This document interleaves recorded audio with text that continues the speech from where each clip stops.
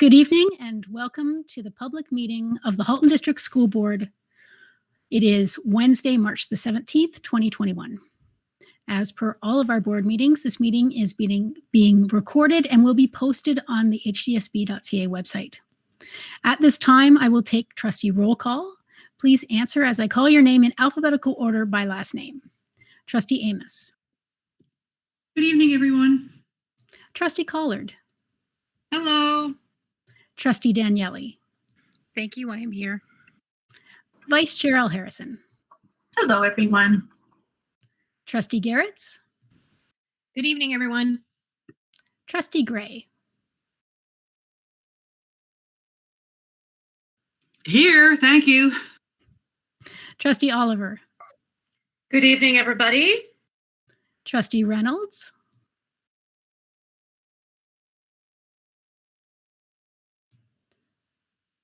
I know she was just there a minute ago, so we'll come back to her. Trustee Rocha. Good evening, everyone. Trustee Shuttleworth. Hi, everybody. Trustee Taylor. Hi, everyone. Trustee Vidyalankara. Good evening. And Trustee Reynolds. And she's waving. Oh, there you go. Okay. Director Miller, could you please note the staff in attendance? Thank you, Chair Devance. All senior staff are here this evening, and I believe General Manager Thibault is joining us for one of the items. Thank you very much. This evening, Trustee Vidyalankara will be honoring the land. Go right ahead. Halton as we know it today is rich in history and modern traditions of many First Nations and the Métis. From the Anishinaabe to the Attawandaron, the Haudenosaunee, and the Métis, these lands surrounding the Great Lakes are steeped in Indigenous history. As we gather today on these treaty lands, we have the responsibility to honor and respect the four directions: land, water, plants, animals, ancestors that walked before us, and all the wonderful elements of creation that exist. We would like to acknowledge and thank the Mississaugas of the Credit First Nation for sharing their traditional territory with us. Thank you very much. Are there any declarations of possible conflict of interest? Chair Devance, sorry, I forgot to mention Manager of Communications, Marnie Denton, will be here this evening as well around the naming of the school. Okay, thank you very much. Are there any possible declarations of possible conflict of interest? Seeing none, next we are up to the agenda. Trustee Amos, would you like to make a motion to move the agenda? Yes, I would. Thank you very much. Thank you. Trustee Gray, would you like to second this motion? Yes, I would. Thank you. Is there any discussion at all? I'll look to the speakers list.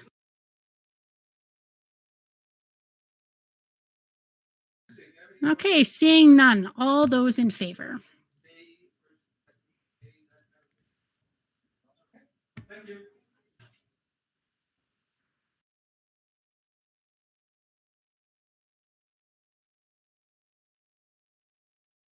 That carries unanimously. Thank you very much. So moving on, we do not have Inspire Award presentations this evening, but please do continue to nominate individuals or groups who support our students and their achievements. Nomination information is available on the hdsb.ca website.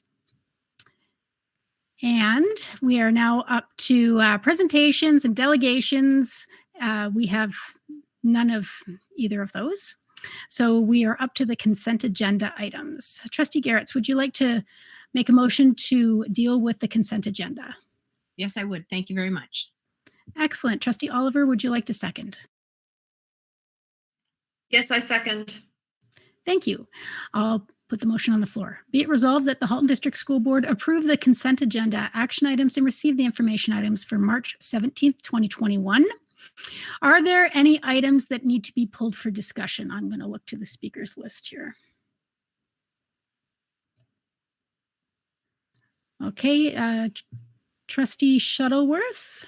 Yes, I was wondering if we could pull the selection of instructional and library resources admin procedure, please, which is from something.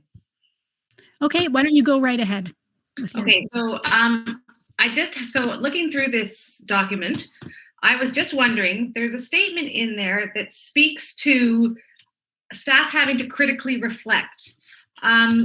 This term for me can be quite difficult to measure or assess how different people reflect depending on their lived experiences and what they view as appropriate. So my question through you, Chair, is to Superintendent Hunt-Gibbons and Superintendent Salamini. I'm just wondering what type of training will take place at the school level to ensure that the subjective reflection is addressed.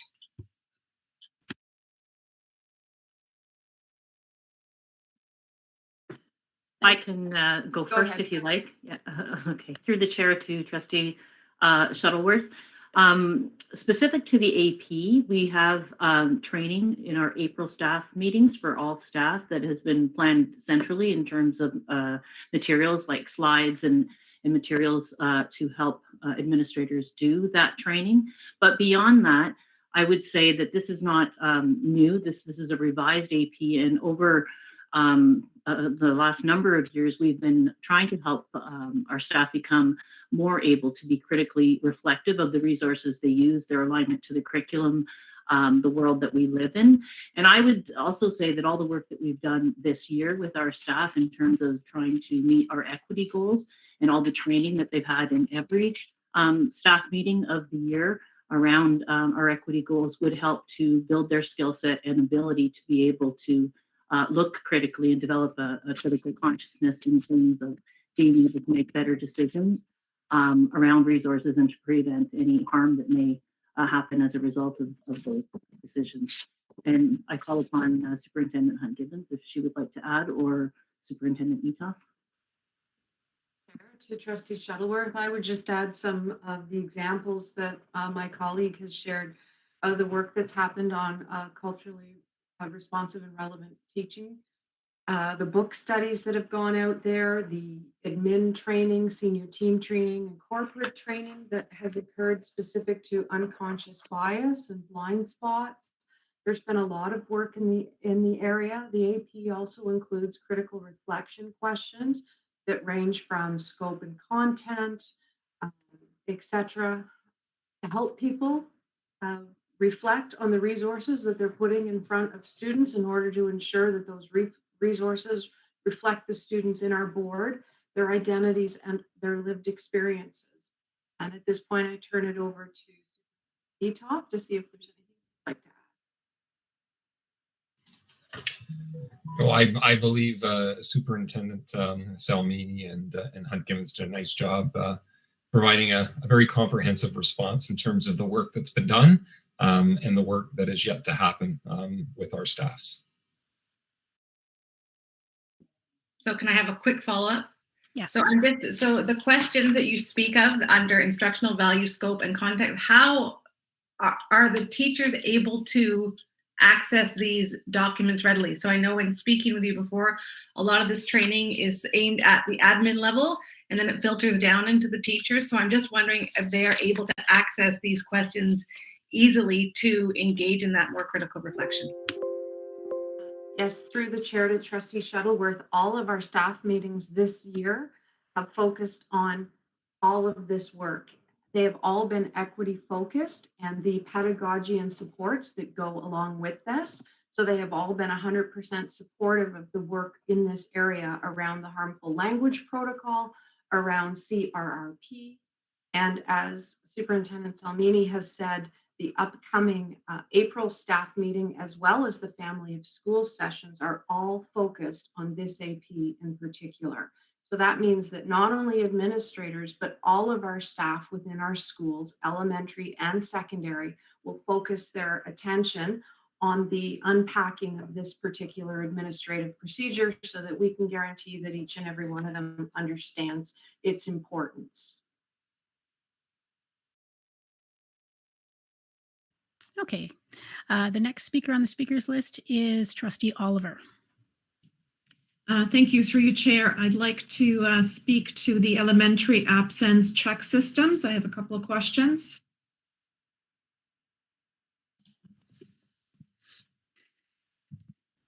Go right ahead. Okay, thank you. So first of all, it is called Elementary Absence Check Systems, but it does pertain to both elementary and secondary absence follow-up. So I wonder if the name needs to be changed. But more importantly, in the procedure section for the elementaries, point 8, any student absence that is not reported requires follow-up. I'm wondering if we need to provide a time frame for this. Just keeping in mind student safety and well-being. The earlier the follow-up happens, obviously, is better. And similar point for the secondary school absence under evening notifications. I know personally those notifications come, around dinner time, and it made me think that considering student safety. We know that mental health and well-being is on a decline and is of a paramount importance. Would we be able to send those afternoon notifications any sooner? Is there any restriction for why that cannot happen?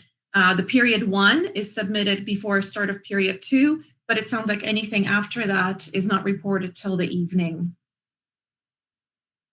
Thank you. I'll take the first stab at the first part through the chair to Trustee. You're right. We debated that at Admin Council, the name of this procedure. We've chosen to include secondary schools. We're not obligated to do secondary schools notification under PPM 123, I believe.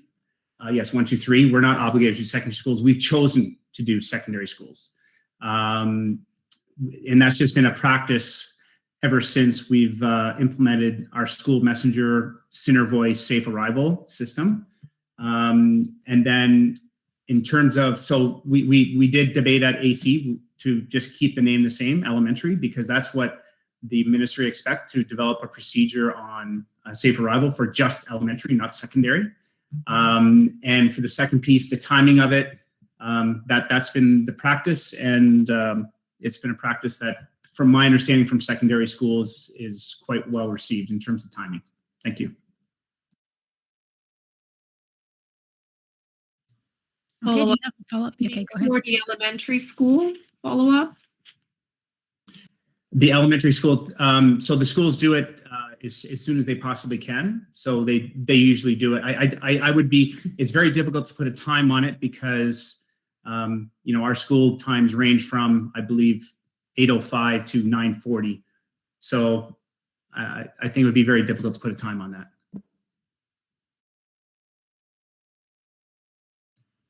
Okay, next on the speakers list is Trustee Gray.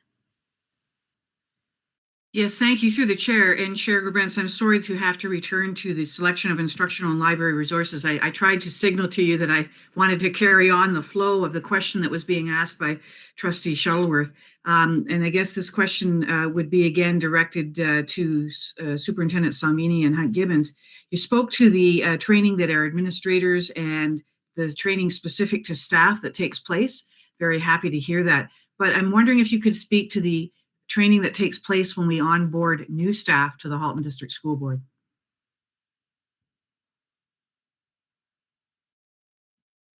I can begin through the chair to Trustee Gray. We would address things like this for new teachers in particular through the new teacher induction program that we every year take a look at and tailor and change content depending on what's happening in the board. So this would certainly be something that would be included in the NTIP program, which is both for elementary and secondary teachers. And I would just add that our secondary teachers who are onboarded have the benefit of a department head in their area of where they land in their department, and that the department head often takes on that mentorship role to make sure that everybody within the department understands the expectations of teachers in that department. And most of the resource selection is being done at that department. And so it's an additional built-in support in addition to the NTIP program that Tina has already mentioned.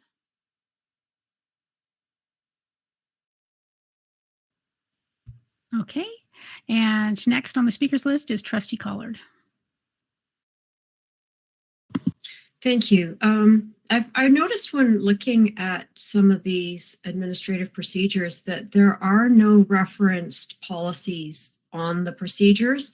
And our framework policy does indicate that while our procedures explain the how, our policies explain the what, which is the actual reason for having the admin procedure.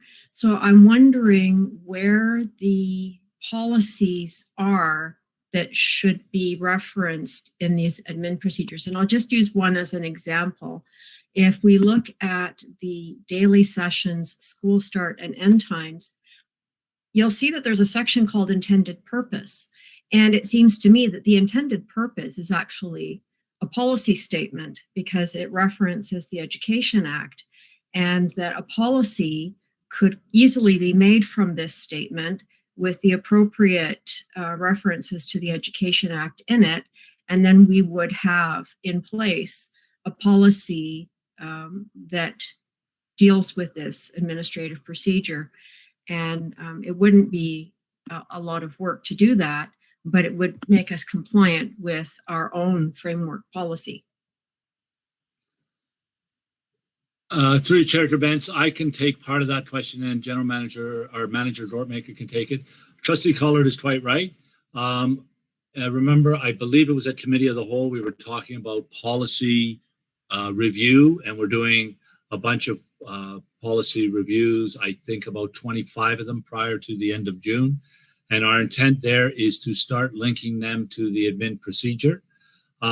The reason we have not linked them in this case, and it is the intent to go forward in that regard, is because these admin procedures are out of date, and therefore our staff have been working with out of date admin procedures. So there was urgency might not be the best word, but expediency for sure.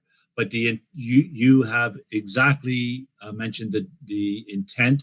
And we're going to start with the policies that we're reviewing and linking them to APs. And then APs going forward will all be linked to the policies. Thank you very much. You're welcome.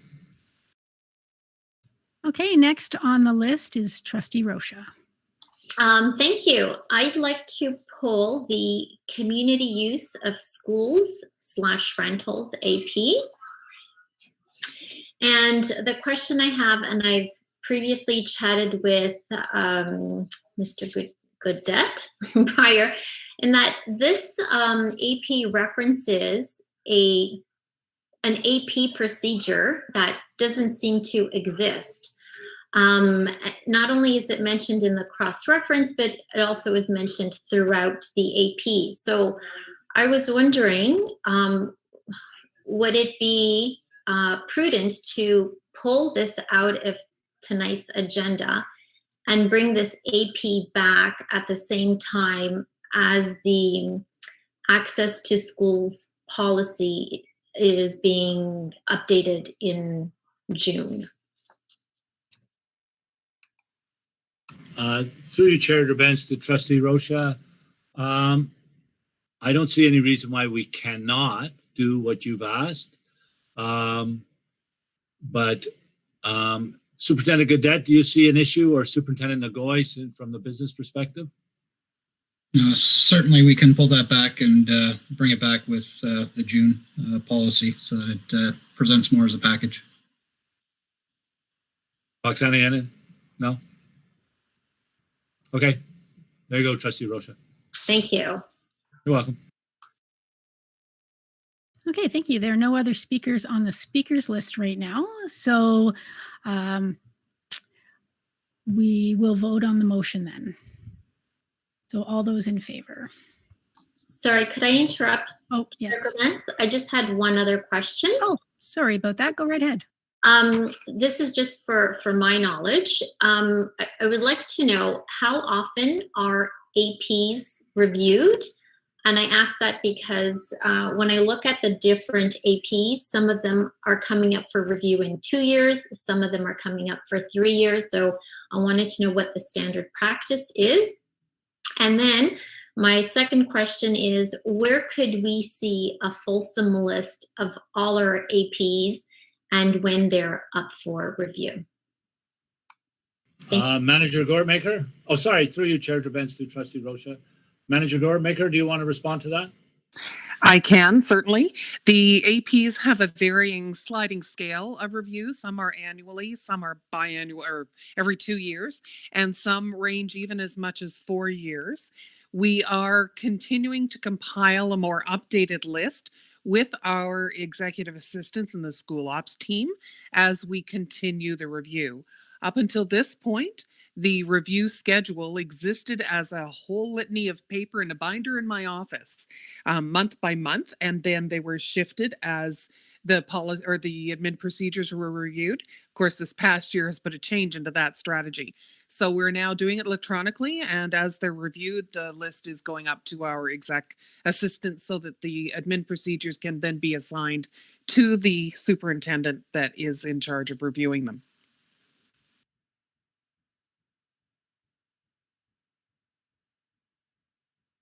Okay, so we will continue with our vote on the consent agenda. So go right ahead if you haven't voted.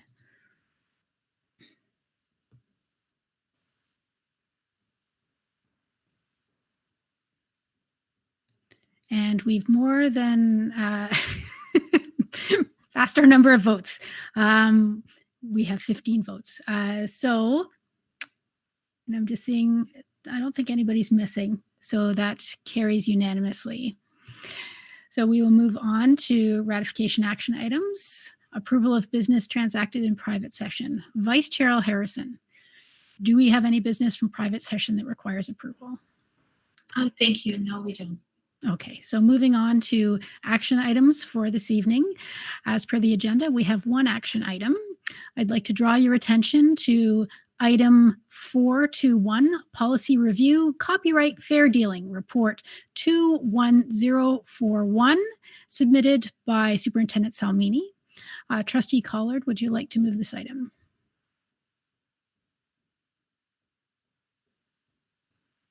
Trustee Collard?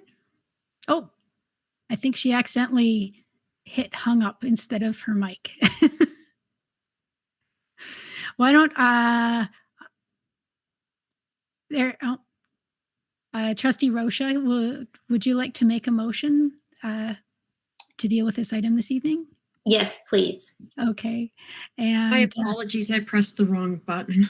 Trustee Collard, would you like to second the motion? Yes, thank you. Okay. I'm sorry. I figured that's what had happened.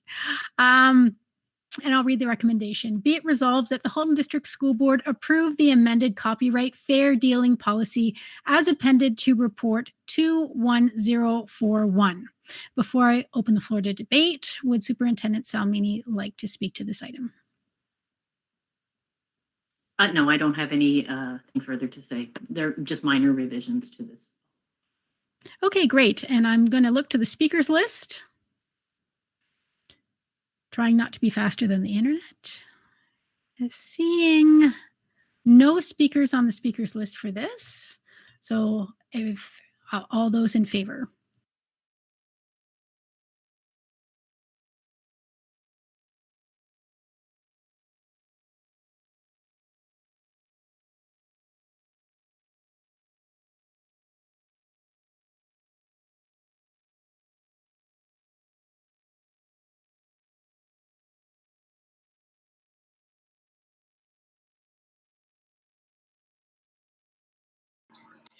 You are still on. Thank you. Moving on, that carried unanimously. So moving on, we have communications to the board. First off is 5-1, student trustee reports. Trustee Vigilankara and Trustee Taylor, do you have a report for us this evening?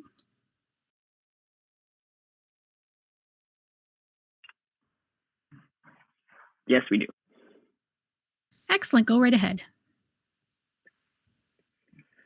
Good evening, everyone. Trustee Vigilankara, and I hope everyone's doing well tonight.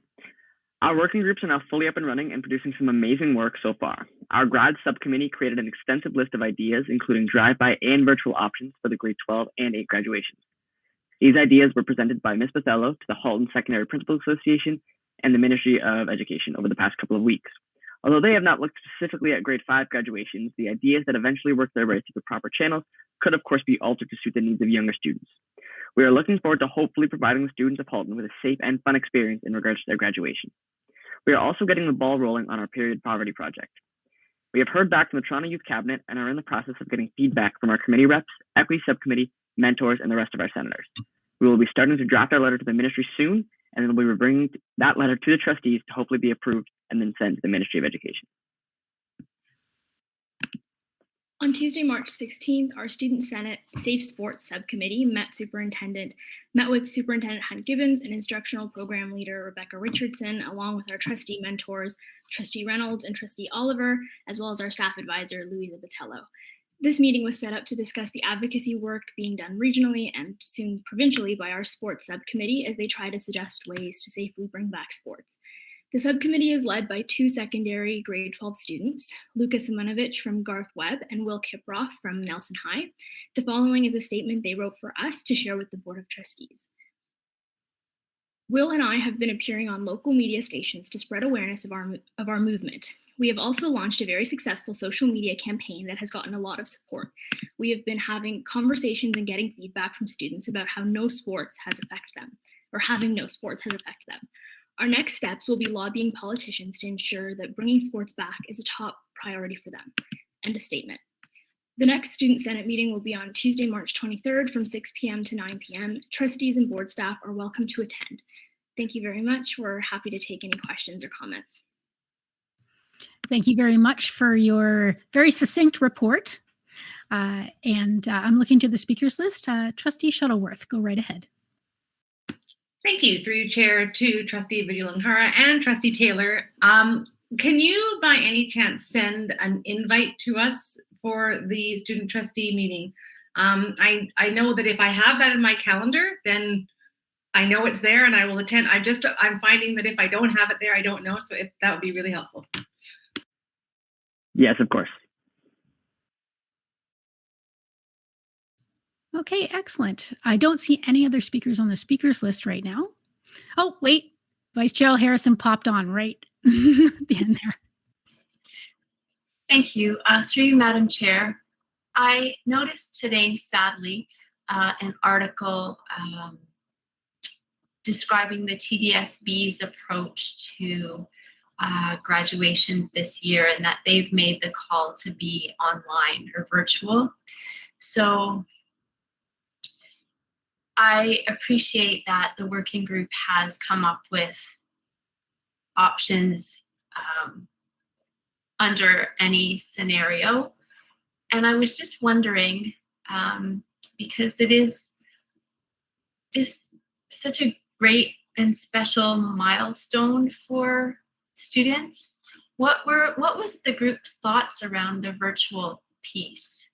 I'm really curious. If you're able to share a little bit, that would be great. I can start through the chair to Trustee Vice Chair Harrison.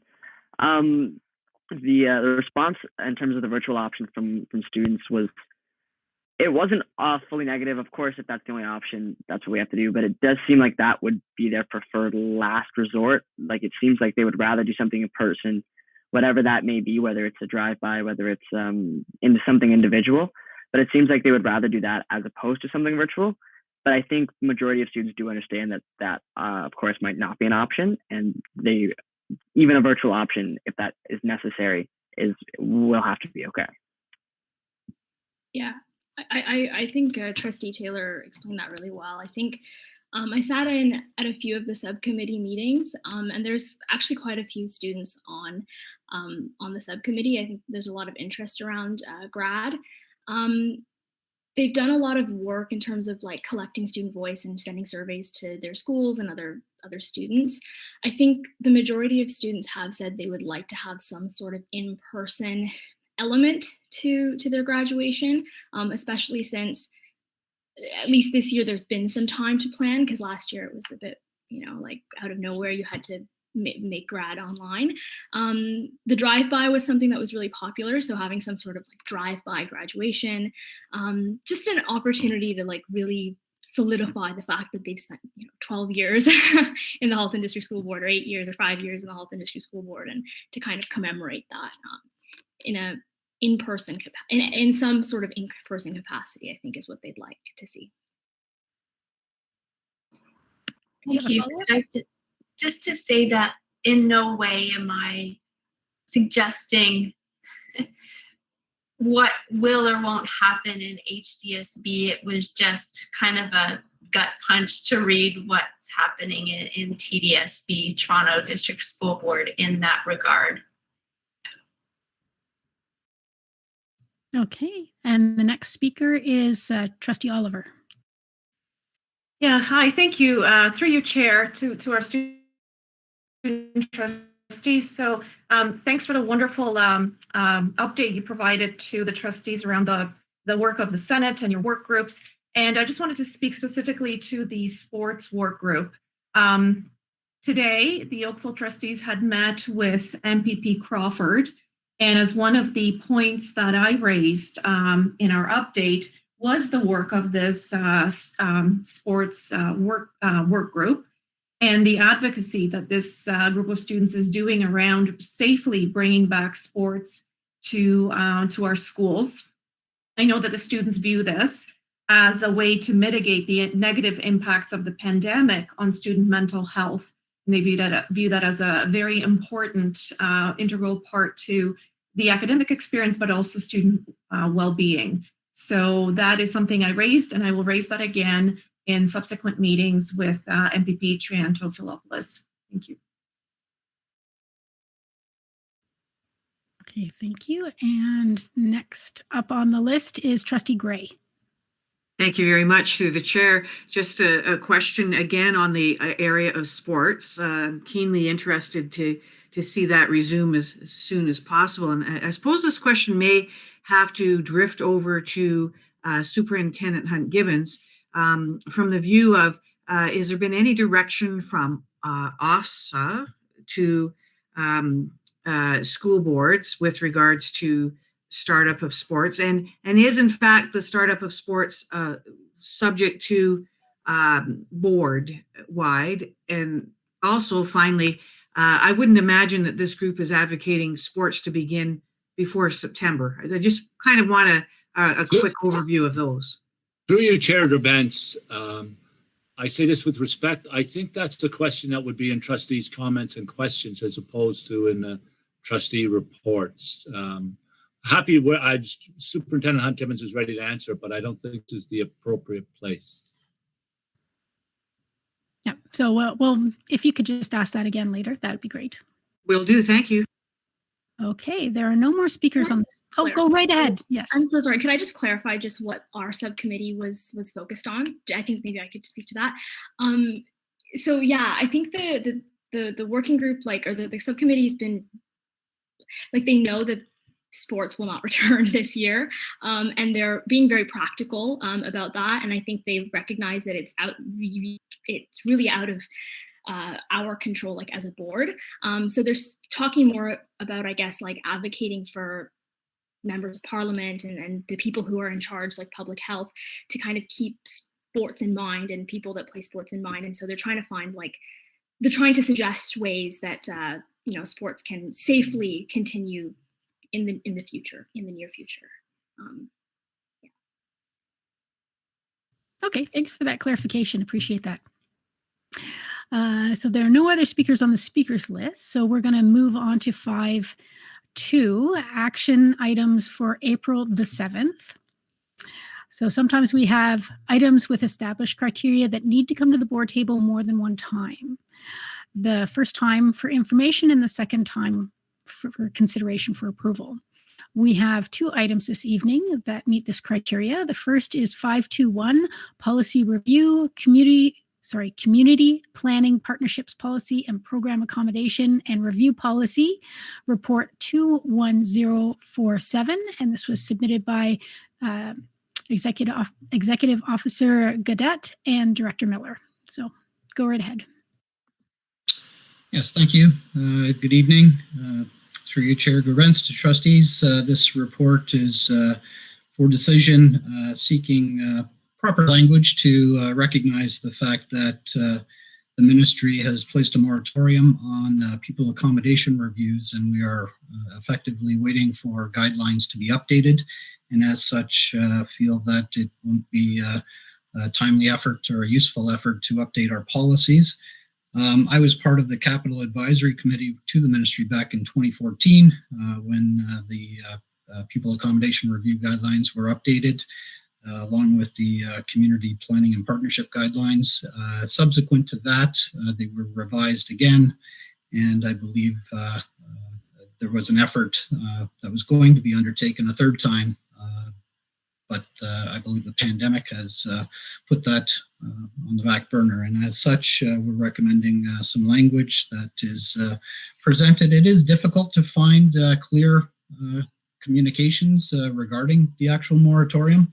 But we do recognize that it was then Education Minister Mitzi Hunter that placed the moratorium on these pupil accommodation reviews back in 2017, and as such, the recommended language is there for trustees to consider.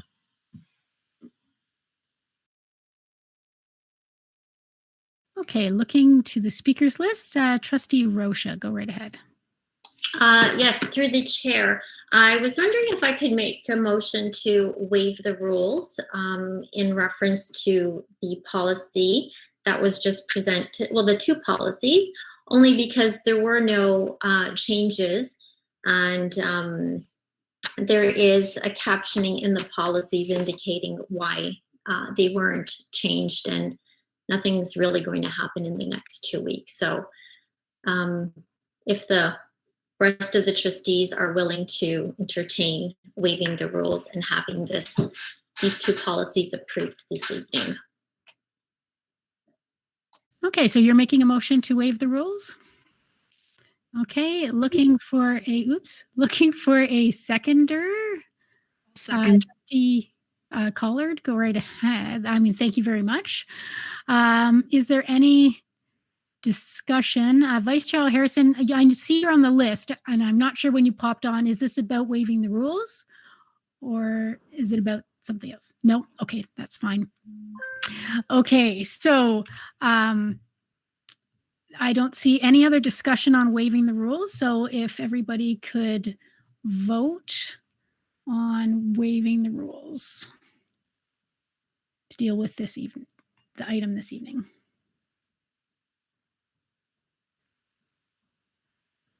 There we go. And that carries unanimously, so we can take care of this item this evening. So Trustee Al Harrison, do you have any debate or discussion on this item? Yes, thank you. Through you, Madam Chair. My question or comment is about the community planning and partnerships policy. My understanding is that this policy is still very much active, and that we are still planning for an annual CPP meeting with potential partners. If we can, outside of any potential COVID restrictions. So I just wonder whether the preface that's currently in here would give people the notion that it is also currently on hold, because my understanding is that that CPP is not in fact on hold.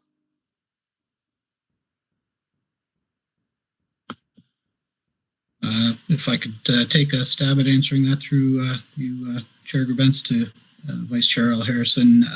Yes, I agree with you. In fact, operationally, we will still meet with our partners on an annual basis and still seek out active partnerships, but recognizing that we couldn't, in fact, update this policy given the lag with the pupil accommodation review guidelines, and they're often linked with the community planning partnerships. But as a default, we would rely on this existing policy to continue to advance our partnerships.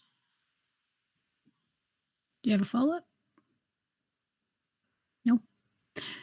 Sure. I mean, I guess I'm just asking everybody whether the preface as it's written now, and I know it's a duplicate of the preface that is on the related policy, which is in fact on hold, and we wouldn't be taking any actions on pupil accommodation reviews at this point in time. But I just wonder if we need to, I wonder if anybody's going to look at it in the first instance, but in the second instance, I wonder if we need to add an additional line on here to say that in the interim, community planning and partnerships activities will proceed as per this policy. Because I think that's what you just said was happening.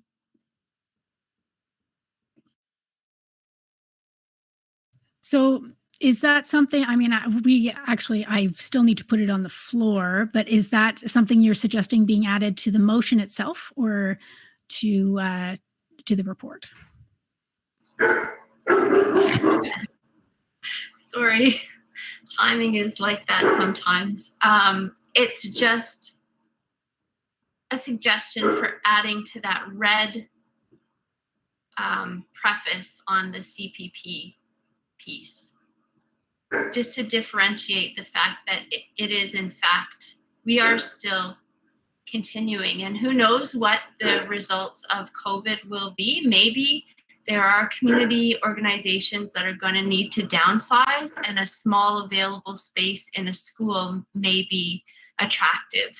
I don't know if that's reality or not, but I just wouldn't want to not be clear that this is still valid and being used. So I don't even know if my colleagues or anybody else thinks that, like I do in this case, that this is saying this is not on the table right now. Through you, Chair Drabens, to to Vice Chair Al Harrison, I'm wondering if I can help. I don't think that that's an issue for us, Trustee Vice Chair Al Harrison. Any partnerships, it is extremely, in the years that this has been a mandate by the provincial government that we seek out these partnerships or provide a day, which we have done and will continue to do, in which partners can speak with us. We have never, not once, have we got a partner. Primarily because those partners, the daycares are certainly our partners, but they got provincial funding for it. And there was mandates around the provincial funding. So there's lots of partnerships with there. So I'm not sure it's necessary because, and I think General Manager Thibault may be on this message or on the meeting. When partners tend to solicit us for a potential partnership at any time. They don't wait for this and then they just ask us if this is possible. And then usually our planning department, sometimes facilities, and sometimes finance, then starts having exploratory conversations. But in the years that I have been director, we have not had one single partnership go right to until it was a partnership. We had lots of conversations until there. So I guess I'm suggesting I don't think it's necessary. I think it's common knowledge with those that would partner with us. Ian or Fred, do you have anything to add? The only thing I would add through you, I'm sure, is that as part of the LTAP process for this year, and as part of this, we'll just dovetail the two of them together. So we'll make an announcement like we've done in previous years saying, these are the available spaces we have. And at least that way, it'll be known to the community that we're still looking for partners, albeit to Director Miller's point. Doesn't necessarily mean we'll be successful, but I hope that at least addresses your concern that it doesn't seem like this process isn't still underway moving forward. And perhaps I would just add, while I think I understand what is trying to be done to balance the language for clarity, I don't believe our partners actually read these guidelines. They usually know who to reach out, and so I don't think it will preclude. I think this was more for clarity of the board that, in fact, we are not updating this policy either because it is contingent on the other being updated, and we're still waiting on the guidelines. So it was more clarity, I think, for trustees than for our community. Okay, thank you. And before we go any further, Vice Chair Harrison, would you like to make a motion to talk about this evening? To actually bring this to the floor? No, thank you. Is that yes or no? I said no, thank you. Oh, okay. I do agree that people's first step in practicality is to reach out to staff. They may or may not ever look at the policy. And if we're managing it through the LTAP, well, okay. Okay, I'm looking for a mover for bringing this motion to the floor. Trustee Shuttleworth and a seconder. Benz, I'm on the speakers list. Oh, okay. Since we were we've brought this. Since we made a motion to suspend the rules, it does seem appropriate to actually bring it on to the floor. Are you wanting to be the person to make the motion? Is that what you're saying? No, I wanted to speak to one of the policies. Okay. That's okay. I'll wait till it's on the floor. That's fine. Okay. So I think I had Trustee Shuttleworth as the mover and Trustee Rocha as the seconder, or would you like to be?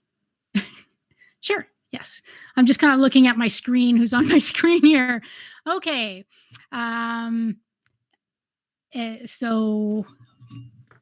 Okay. I'll read the motion. Be it resolved that the Halton District School Board approve the revised community planning and partnerships policy as appended to report 21047. Be it resolved that the Halton District School Board approve the revised program and accommodation review policy as appended to report 21047. Okay, Trustee Collard, go right ahead. Thank you. Yes, I would like to speak to the program and accommodation review policy.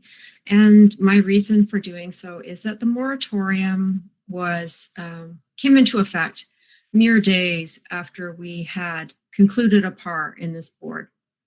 And we had an extensive review process through the province, and we had a lot of discussion and conversation amongst trustees about the policy itself and where it might have room for improvement, knowing that we couldn't do anything about the policy at the time because of the moratorium.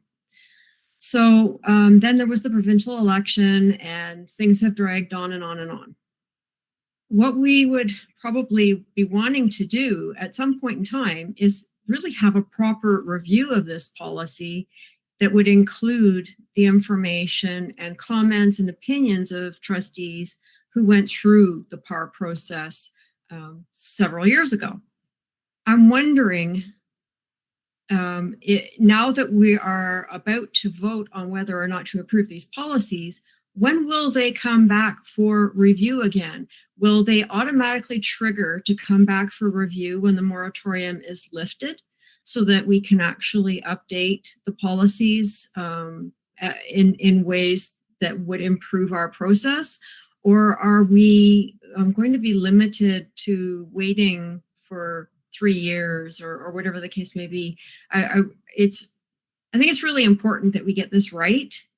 And we don't want to ever have to go through some of the aches and pains that we went through the last time. And so I'm looking for some clarity on that. I can take that. Through you, Chair Gerbens, through Trustee Collard. I think that's a good point. I would suggest that you put a motion on the floor that it be reviewed when the moratorium is completed within whatever a reasonable time limit within the ending of the moratorium. I think otherwise it may be lost or forgotten. And then if it's in a motion, and I don't know what a reasonable time would be, maybe within 6 months of the end of a moratorium or something along those lines. General Manager Thibault's got a comment too. Maybe just to add to Stuart or to Director Miller's point, I do know that when this last review was taking place, the reason that they put in the moratorium, as you may recall, was they want to do another review of the park, or what they called Park 3 at the time.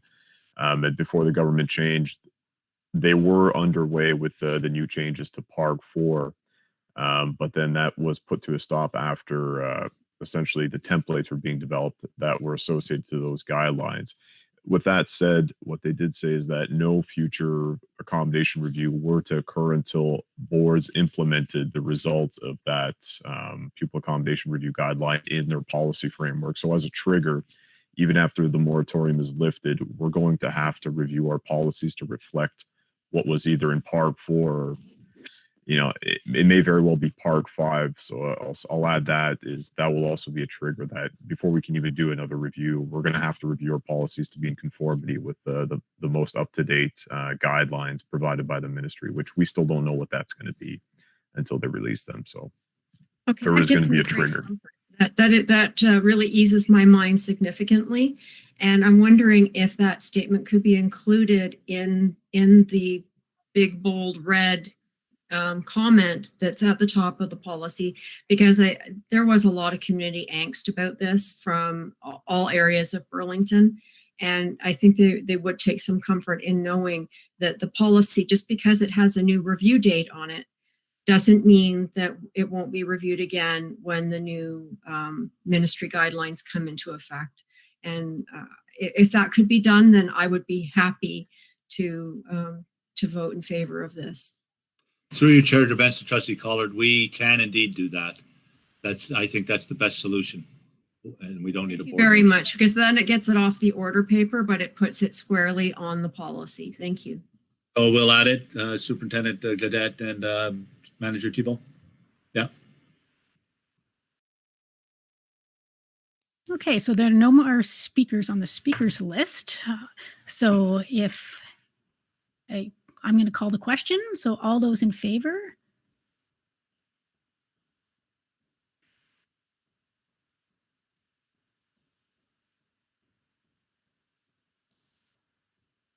And that carries unanimously. Thank you very much.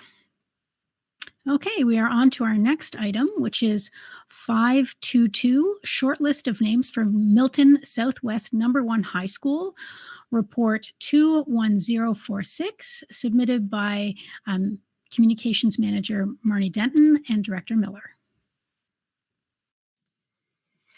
Good evening, Chair Gerbink, trustees, superintendents.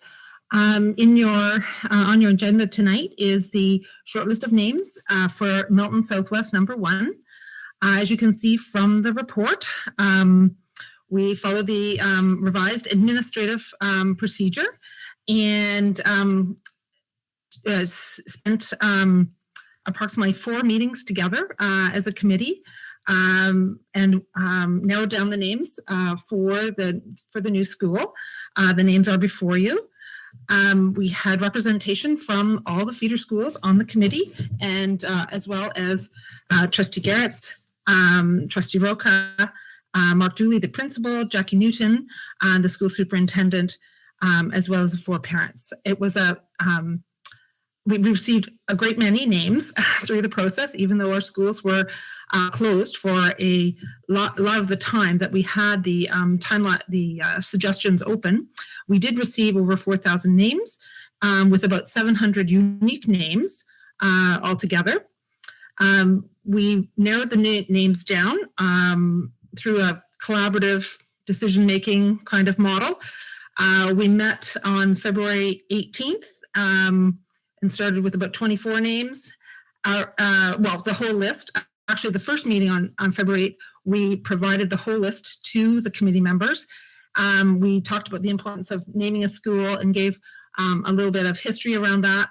And we reviewed the new AP so that the committee members understood what we were going to be doing. By the second meeting, we had about 24 names on the list, and we worked it down from there. On March 4th, we met again, and then finally on March 10th. So the names you have in front of you are the 3 names that we're putting forward for your consideration. Rattlesnake Ridge, speaks to Rattlesnake Point, which is a well-known landmark in Milton. And it's, although the origin of the name, Rattlesnake Point, is probably to do with the Massasauga Rattler, or the path that the road and the point follow along the edge of the escarpment. The term ridge comes from the cliff or ridge that is the Niagara Escarpment that runs north from Burlington and winds through west of Milton and overlooks South Milton. So that name came forward. Elsie McGill is another name we're putting forward. She was the first woman to earn a master's degree in aeronautical engineering. She was the first female aircraft designer in Canada. She, during the war, she headed up, under her leadership in Fort William, Thunder Bay, the manufacturing of about 1,400 Hawker Hurricane aircraft, fighter planes that were essential to the war effort. She was known as the Queen of the Hurricanes. There are, I have a research that I can share with you about all of the candidates, but there's a number of Veterans Affairs articles and CBC history about her, and they name her Queen of the Hurricanes. Then the last name is Elijah McCoy. He was a prolific inventor, a mechanical engineer who had to leave Canada and got his engineering degree at the University of Edinburgh in Scotland. When he came back with his engineering degree, because of the discrimination at the time, the only position he could get was working for the railroad in Michigan. But he developed a number of devices while he worked in that field. And everything was a steam engine back then. And he developed a number of ways to lubricate and cool steam engines so that engineers didn't have to stop the train to do those things. And it's said that the term, the real McCoy, is in reference to the many mechanical things, patents that he has under his name. He ended his life with about 57 to 60. There's a couple of different references to his name. So he was certainly a very interesting, notable Canadian as well. So those are the three names. As I mentioned, I have research that I can share, the links and some of the information. If you would like to have more detail, I can share that for your deliberations. Thank you very much. Looking to the speakers list, Trustee Reynolds, go right ahead. Thank you, through the chair, to Marnie Denton. Thank you for the report. I would like to know, the report references experts that were involved in the perhaps identification of names. Could you just tell us who the experts were and how they were used to substantiate the names? And if you could perhaps just give us a high level outlining of your vetting process. What kind of background checks, background verification that were done on the names, and were there any appropriate authorizations needed for any of the names? Sure. Well, through the process, as I mentioned, we had 4,000 names, about 700 of them unique names. So we started there. Each committee member brought forward names that they were interested in, and we focused our research on the names that people were interested in. We had an Indigenous name that came forward, and so we consulted with Tammy Hardwick, our Indigenous expert, IPL, in the School Programs Department. We also shared some names with the equity team to understand who some of the people were, because we, as we did our research, they were helpful in explaining who some of the people were. We consulted the Canadian Encyclopedia, a number of online resources. Veterans Canada had a number of, had some information about Elsie McGill. We had, she's a feature in the CBC history video as well, the Canadian Encyclopedia. The Elijah McCoy information, there's quite a bit of information about him in the Canadian Encyclopedia. He is the subject of a Canadian Heritage Moment video as well. The Smithsonian Magazine had some information about Elijah McCoy's and his inventions, the Ontario Society of Professional Engineers as well. So there was a great deal of information available about all of these people. For the Rattlesnake Ridge submission, we did contact Conservation Halton about a couple of the names that were submitted because they were other landmarks in Milton, and they were able to provide us a little bit of information about where the name Rattlesnake Point came from. We decided on the name though that we chose was Rattlesnake Ridge. Is that helpful? Does that cover your? Okay. Yeah, thank you. That's an excellent review of the vetting that you underwent to put those three names forward. So thank you very much. I would say that the fact that we had 4 names, and we've never done that before when it comes to school naming, it allowed us, all the committee members, to have lots of time to reflect and for us to gather research. I should also say that although we have not checked with family members around Elijah McCoy or Elsie McGill, I do know that Elsie McGill has 2 schools named for her. So obviously they have received permission of some kind or an okay for that. Sorry, follow up, please. If I could just ask you, what were the school boards that had utilized Elsie McCoy's name? One is the Durham District School Board. There's a school named Elsie McGill in Oshawa, and there's a new elementary school opened this year, or last year, I guess, 2020, in Thunder Bay. And Thunder Bay is where she built all her planes. So it's appropriate there. Okay, thank you. Next speaker on the speakers list is Vice Chair Al Harrison. Thank you. Through you, Madam Chair, I think we are going to be making a decision on this April 7th if all things go according to plan. And so you sort of addressed one of my questions, and that is with respect to permission from family members. And I'm wondering whether that will be done in the next couple of weeks, or whether we just do that after a selection. I guess I see the merits to both approaches. And my other questions are, do either one of the human names here, is there any connection locally to Halton?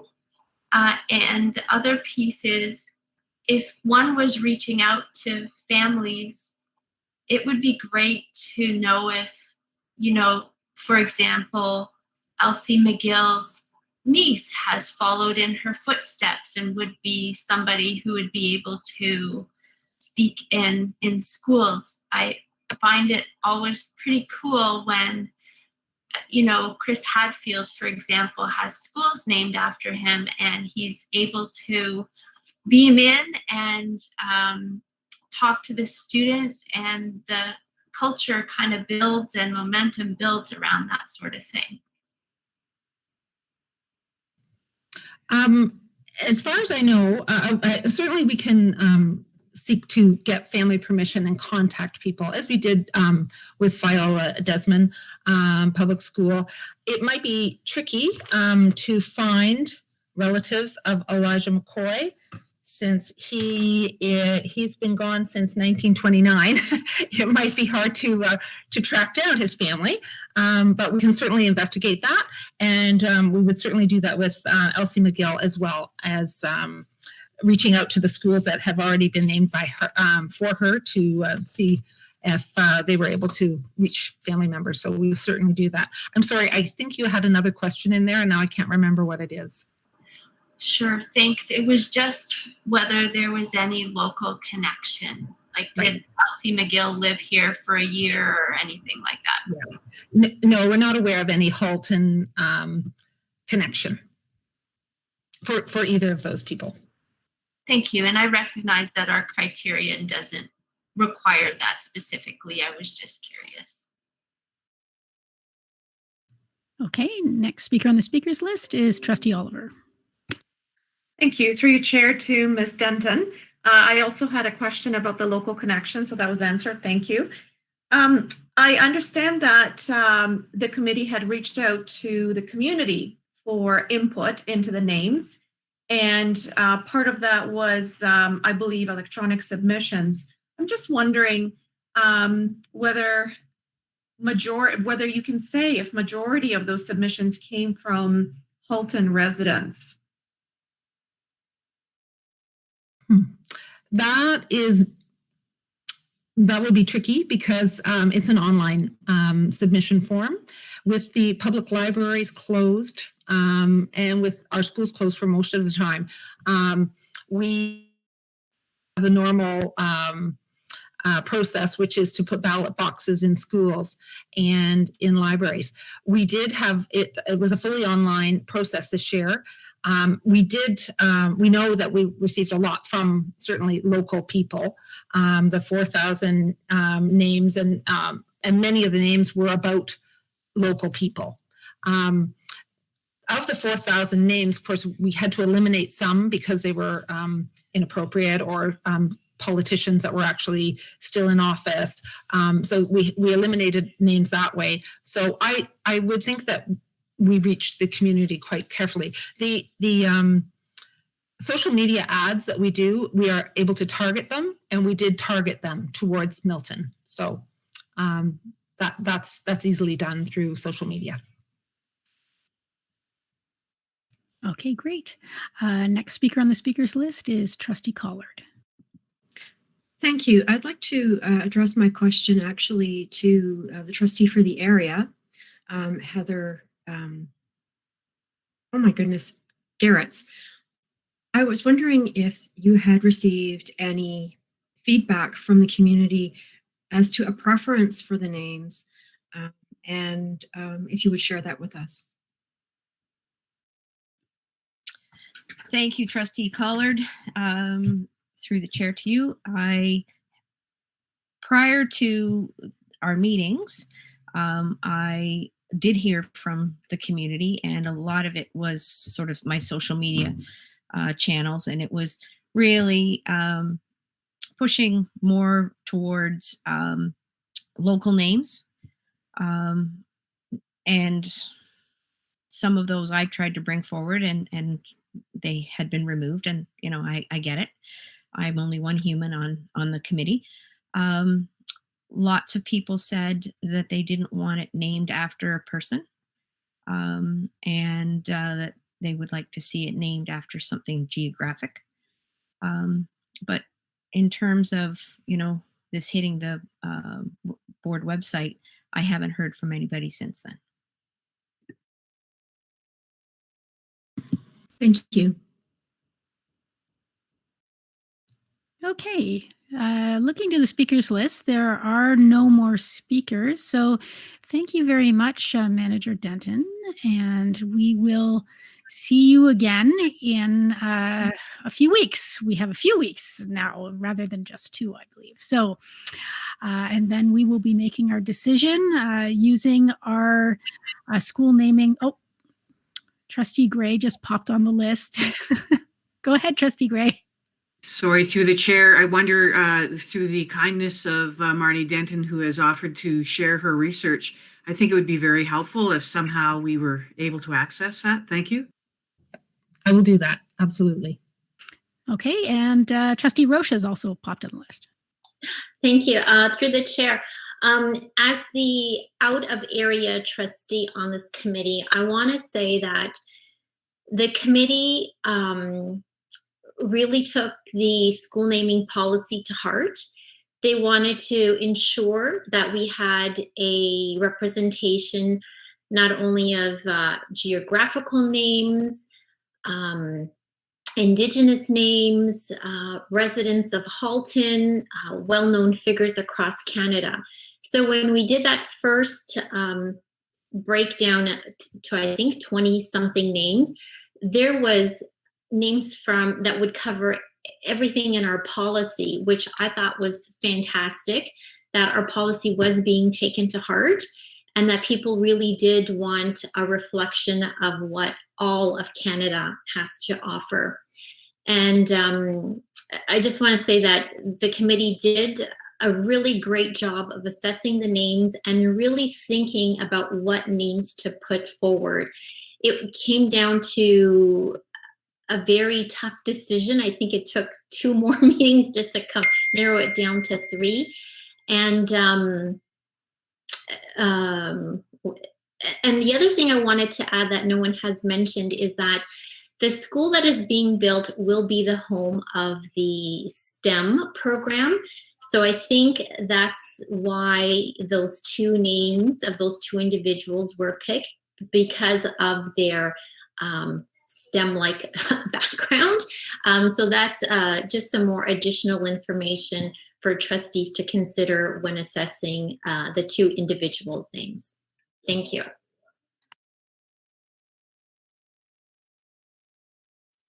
Okay, now there are no more speakers on the speakers list. So we will see you back here on April the 7th. And so I'm going to call a 5-minute recess. So we will be back here at 8:17, according to my clock. Okay, thank you.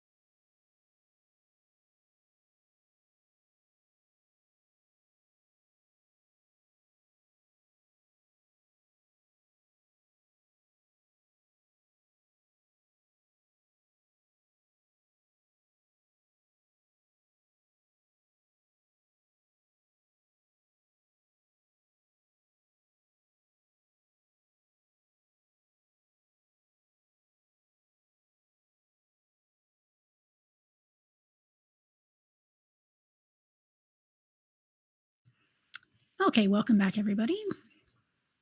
We are now up to information items for this evening. We are up to 531. My Alexa's talking to me. We're up to 531 operational plan update report 21044, submitted by Associate Director Bogue. Thank you, Madam Chair. It's my pleasure to share an update on the operational plan from this year. As trustees are aware, much of the work around the system, both at the school level and staff, central staff level, has been really focused on the pandemic, on protocols, health and safety, alternate learning models, and so on. But as you can see from the report, there is a fair bit happening to advance the work of our multi-year plan. I do want to thank all of my colleagues that are on the call tonight for the work that they have done and for their contributions to the report. I think trustees know this is a joint effort, this report, and any and all of us would be happy to answer any questions that you might have. Thank you. I'm looking to the speakers list.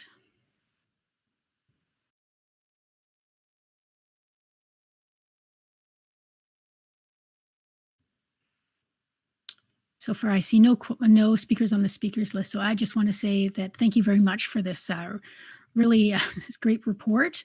There is a lot going on. Yes, thank you very much. And I'm sure our community also appreciates having access to this. So thank you so much. So we will move on to the next item on the list, which is 532, Milton number 12 sketch plans, report 21045, submitted by Executive Officer Gaudette. Go right ahead. Thank you and good evening again. Through you, Chair Grubents, to trustees, I'm pleased to present some renderings, isometric drawings of our new and exciting Milton Southwest number 12 sketch plan report. This school will be approximately 83,000 square feet when complete.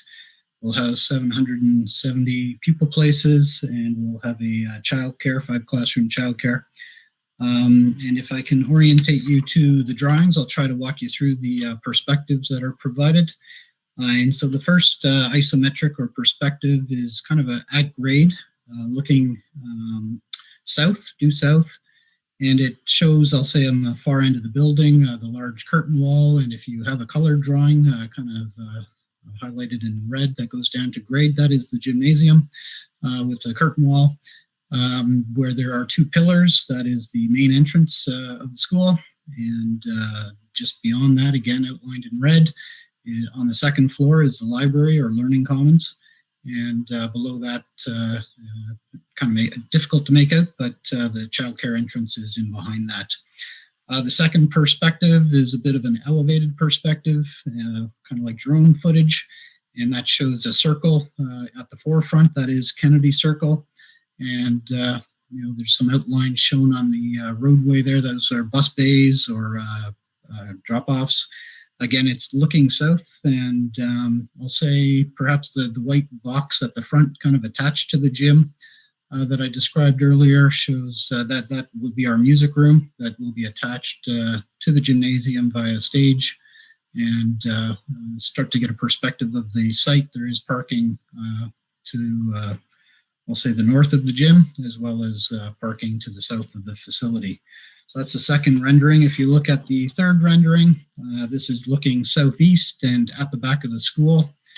And try to use my technology so I get the colors. It does show a sports field at the back. We are taking, I'll say, a more creative approach, trying to take our learnings from our Climate Ready School project, and may try and insert some different features that may not be typical for our school board as we try and pilot new technologies and support our environment and climate change agenda. And then the last image there is looking kind of northwest, and at the forefront of the building there on the ground floor would be the childcare, facing Kennedy Circle to the right of the drawing, and again, more parking And I'd be pleased to entertain any questions, having walked you through the isometric drawings. Thank you. Executive Officer Gaudette, I was wondering if you could share your screen of the images, just so that the people watching, the throngs of people that are currently watching could see. Let me try and do this.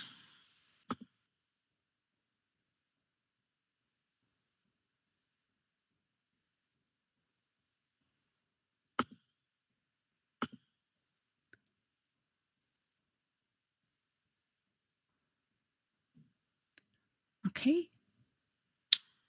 So We see them very small. Let me see if I can zoom in on these.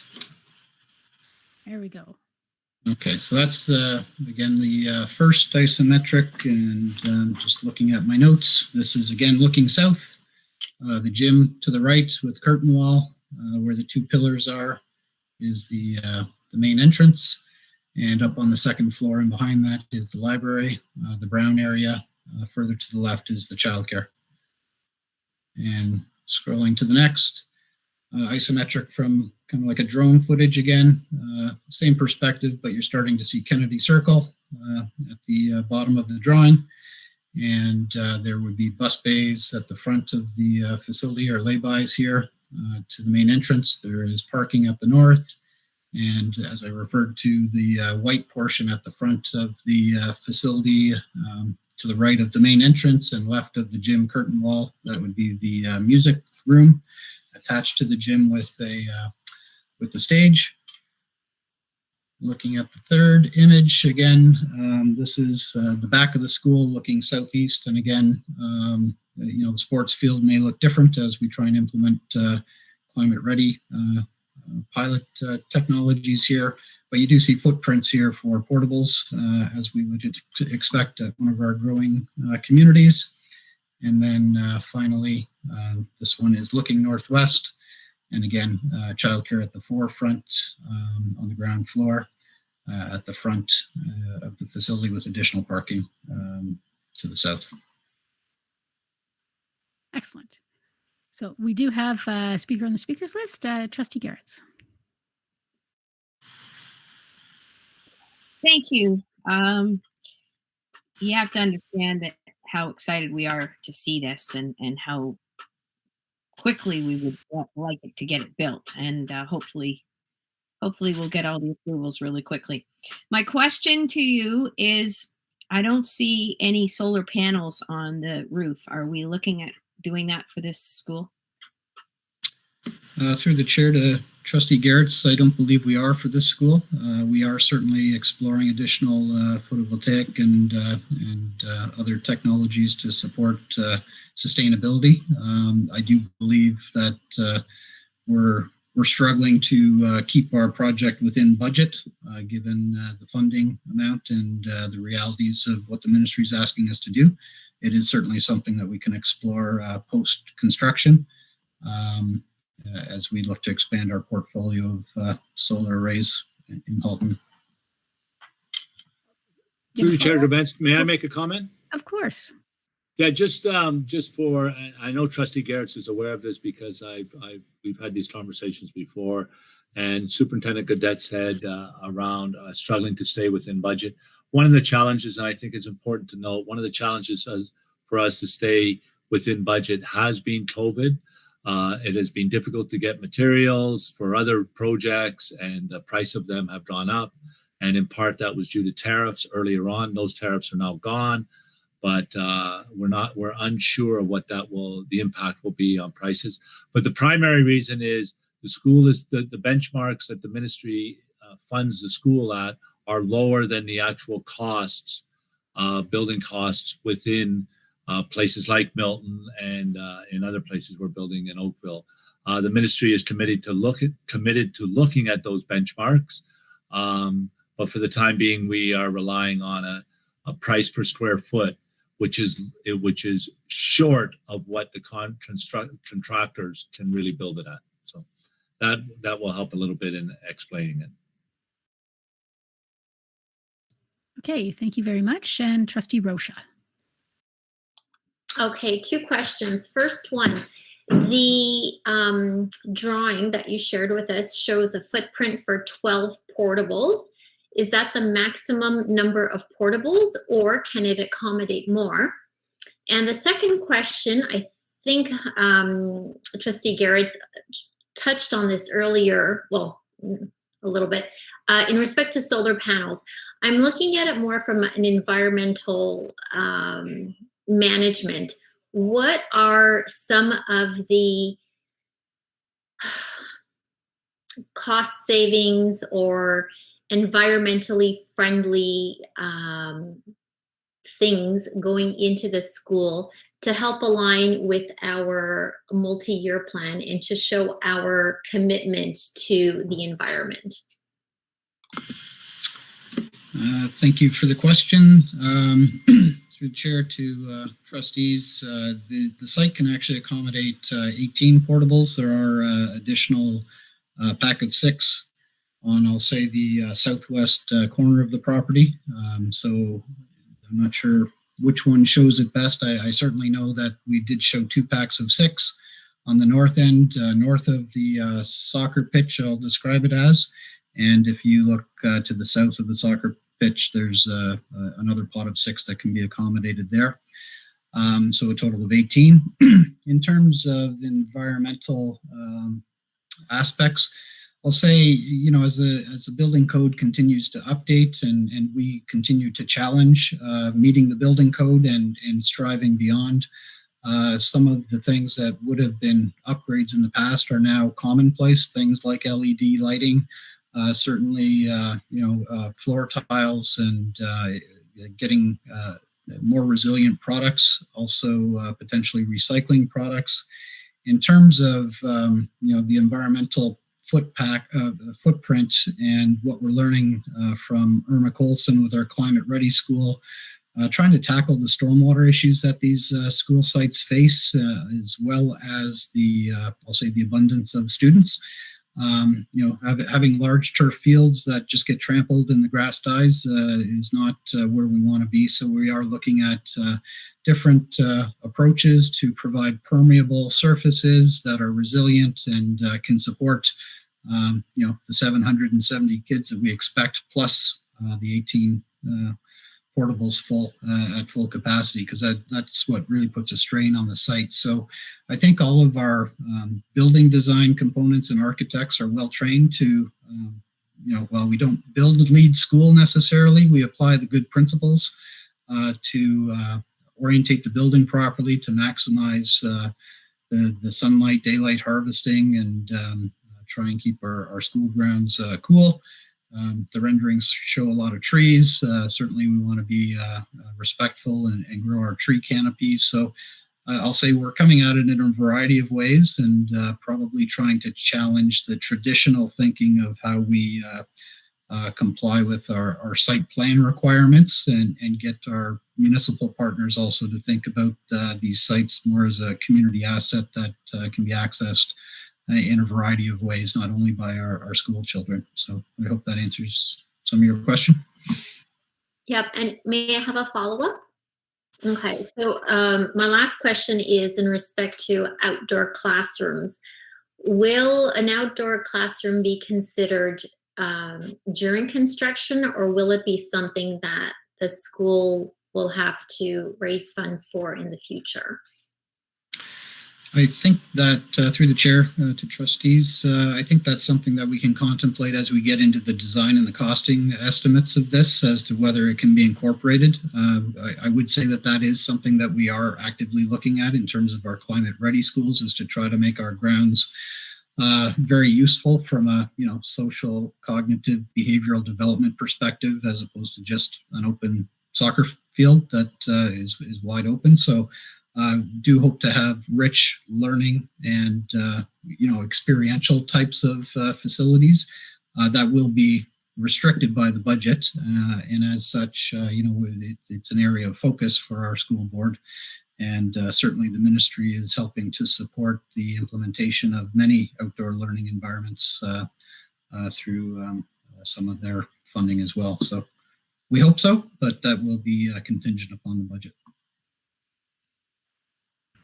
So there's no other speakers on the speakers list, so I have just a quick question. Being a trustee of Alton Village, it's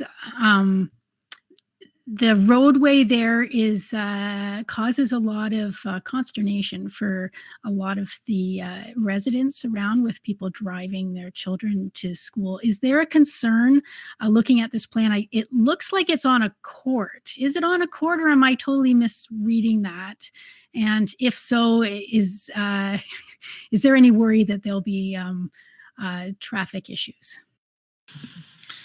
Through the chair. To the chair, it is on a court. That court will be short-lived, and I see General Manager Thibault is on the call and available. That road will be extended at some point in time, and certainly traffic at any school is a concern. I think trying to balance the will of parents and the need to support their child's safety, as well as convenience. And, I've had young kids, so trying to get them to school on time can be a challenge. And so certainly being in a walkable community is ideal and very helpful. And we want to try and support that. And, but at the same time, the reality is it will likely be an uphill battle managing traffic, as it seems to be at all of our school sites. Okay, thank you very much. Okay, there are no other speakers on the speakers list. Thank you very much for your report and your sketch plans. And now we are moving on to the COVID-19 schools update. Director Miller, the floor is yours. Thank you, Chair Drabentz. I will turn it immediately over to Superintendent Blackwell. Hello, good evening. As trustees will be aware, we were in a position where we had to close a school this past week. River Oaks Public School in Oakville, which is in a community with a high level of community spread in terms of COVID. On Saturday, we made the decision to temporarily close River Oaks Public School to students for the week, which is the week that we're currently in, March 15th to the 19th. The school will reopen to students on Monday, March 22nd. And it's important to recognize that this decision was really made due to staffing concerns that have impacted continuity of learning for students. The decision was made by the Halton District School Board. It was not directed by Halton Region Public Health. Asymptomatic testing is continuing in our board. We have now had 3 testing dates to date. 448 tests have been administered. 2 cases were determined, and we covered 19 schools.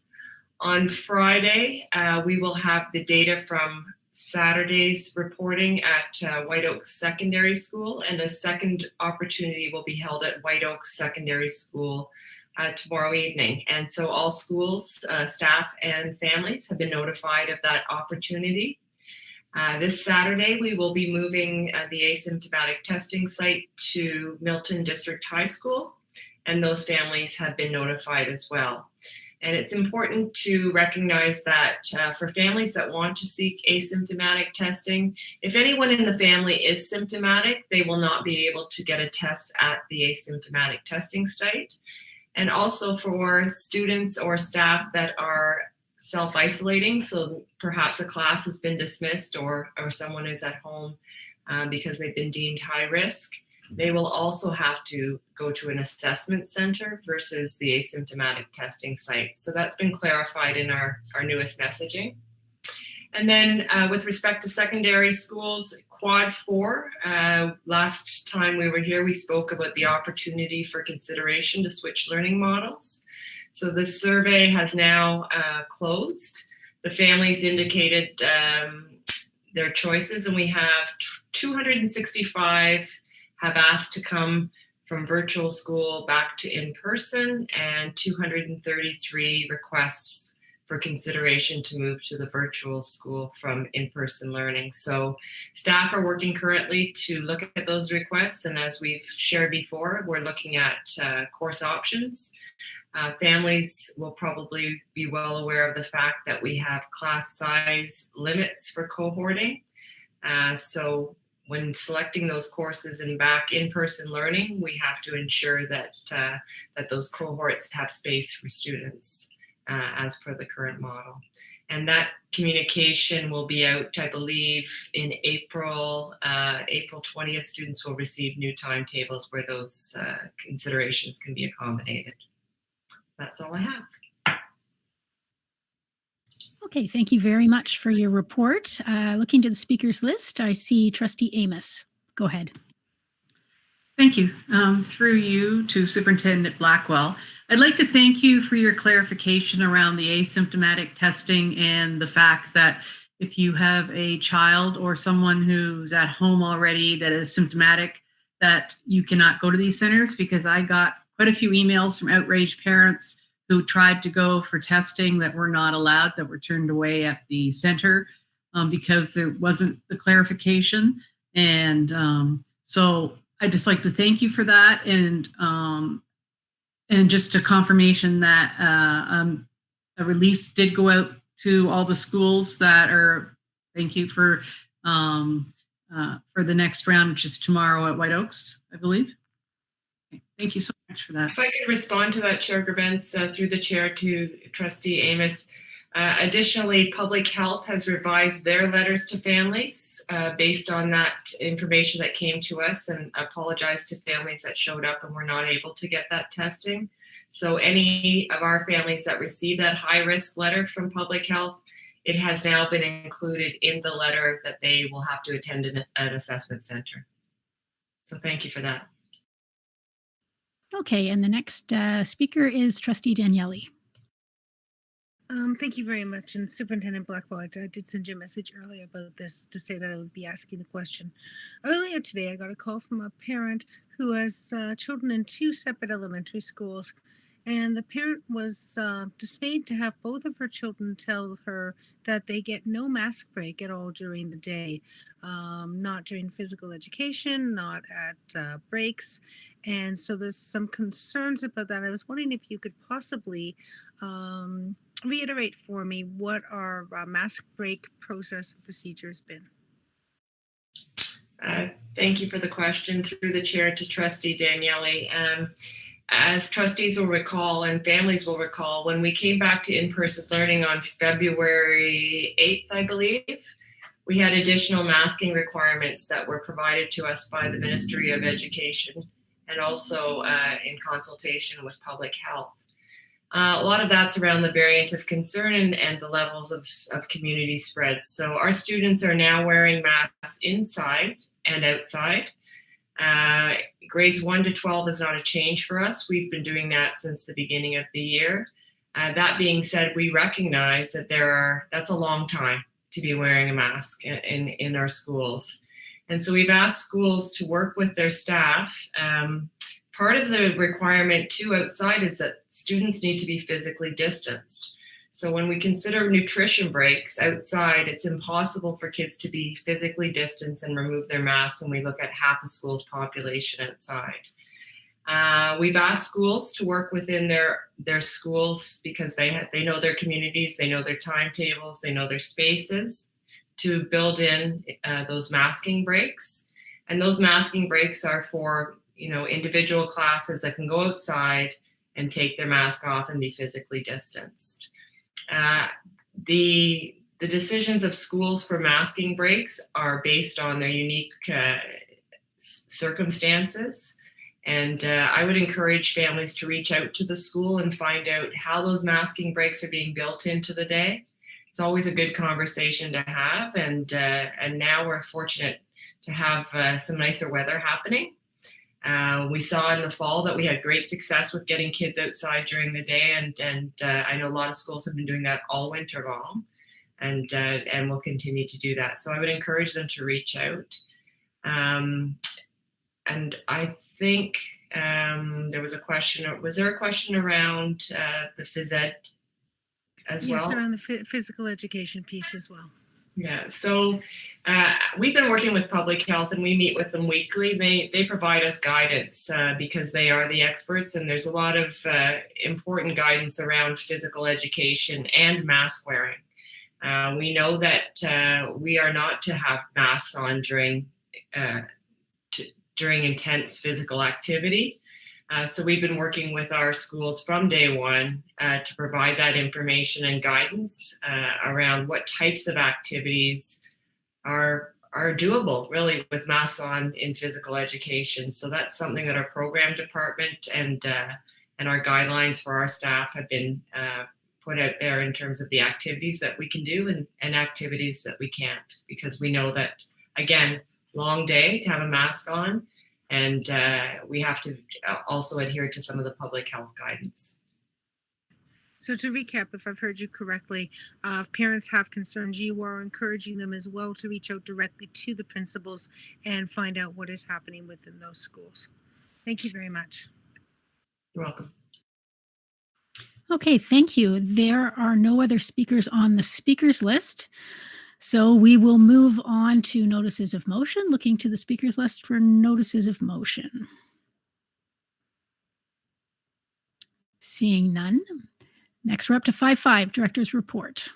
Director Miller. Thank you. Thank you, Chair Debence. I have 4 items and one additional one that trustees are not aware of, but that's a surprise, and there's a reason why it's a surprise. As was pointed out by Trustee Oliver this evening, we are pretty sure that there may be increased mental health challenges for some of our students. And we are looking at what kind of supports we will put in place to address those come September. And we are addressing many of them now through our schools, through our principals, through our teachers, through our student services department with our mental health lead. But there's no question that we don't have data on it. But I think it would be fair, as Trustee Oliver had stated earlier, it's fair to say that we anticipate that there are. But it's also true for our staff. Our staff have been working in very challenging conditions. In some cases, they're in a brick and mortar school. The next day, they're in a virtual school. And 14 days later, they're back in a brick and mortar school. I have had the great opportunity. We have not visited schools in person, but I've had the great opportunity over the last few weeks to sit with classes in the virtual environment. And the teacher is wearing a mask. The teacher is wearing a face shield. The kids are wearing masks. It's a difficult environment. I am in awe of how our students and our staff have adapted to this. It's remarkable to watch them in action. It really is a remarkable thing to watch how they've been able to adapt to this. But there's no question it's challenging. To that end, we have started to do some staff well-being reports for them, or support for them, I should say. So with that, I will turn it over to Superintendent Taha to describe what we've done for our staff. Thank you, Director Miller. Through you, Chair Gerbens, to the Board of Trustees. Before I speak to the actual program itself, a bit of context. I know Director Miller has provided a few tidbits that really put this program in context. Needless to say, the pandemic has had a significant impact on the mental health and well-being of staff and students and their families.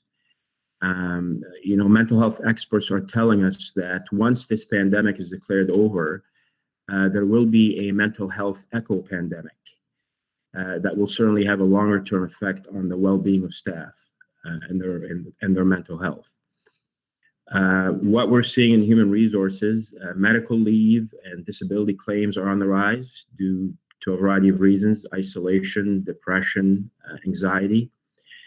Mental health research bodies are also telling us, the data coming from those bodies, that there's been a drastic increase also in substance abuse and burnout. These are conversations and concerns that we have on the table, and we've had discussions with our employee partners, federation partners and employee associations. So this is the backdrop of the mindset and the mental health issues and struggles that we're dealing with as a society, not just at the Halton District School Board. So the program that we have rolled out as recently as a couple of weeks ago is called the Ripple Effect Program. It's a program delivered by Dr. Greg Wells. Some of you or most of you are familiar with Dr. Greg Wells. It's based on his book, The Ripple Effect. It takes 4 months to complete. So it was launched in March, and obviously with 4 months, those who enter into the program will be concluding it or finalizing it by June. So it's a March, April, May, and June exercise. It has 4 sections, or it focuses on 4 key elements of your daily life and daily habits. Sleep is section 1, as simple as it sounds. Sleep deprivation is a really focus of this program.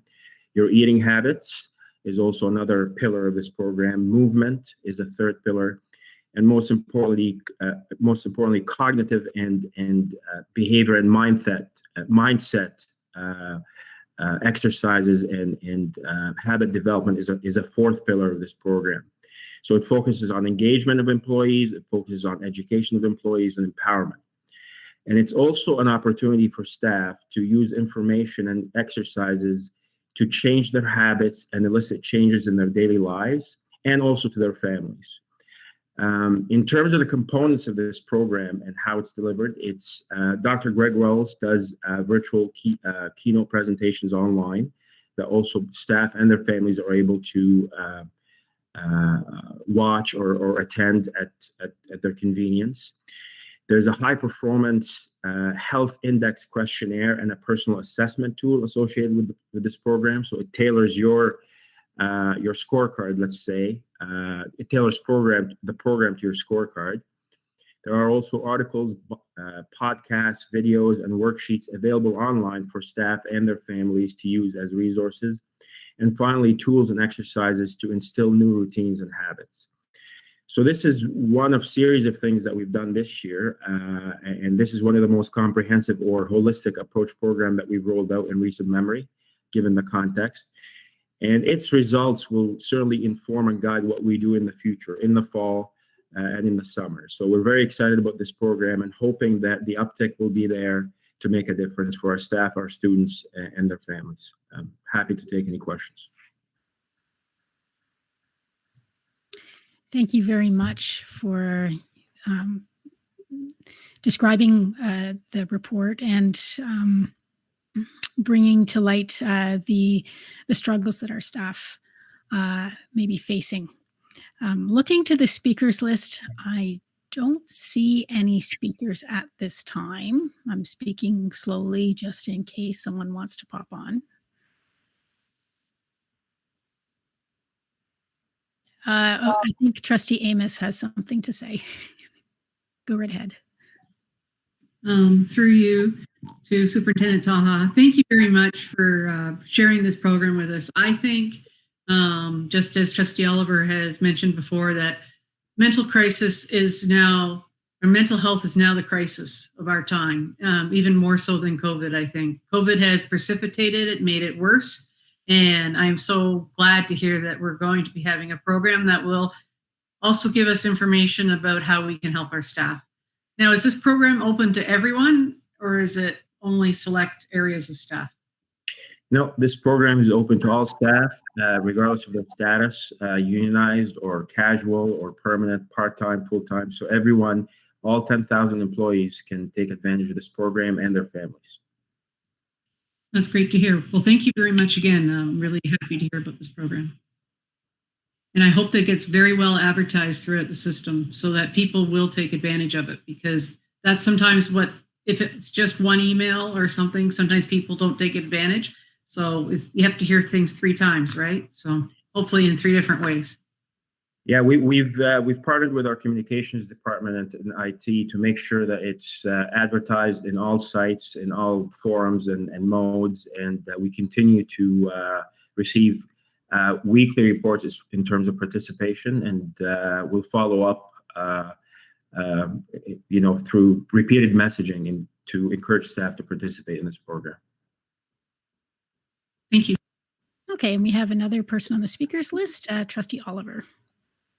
Thank you, through Chair. I'll just take this opportunity to say that while my comments were specific to students, I believe all of us fully recognize the impact of the pandemic and the current situation of how we're running schools and how our staff and students are impacted, the effect of that on our staff, all of our staff.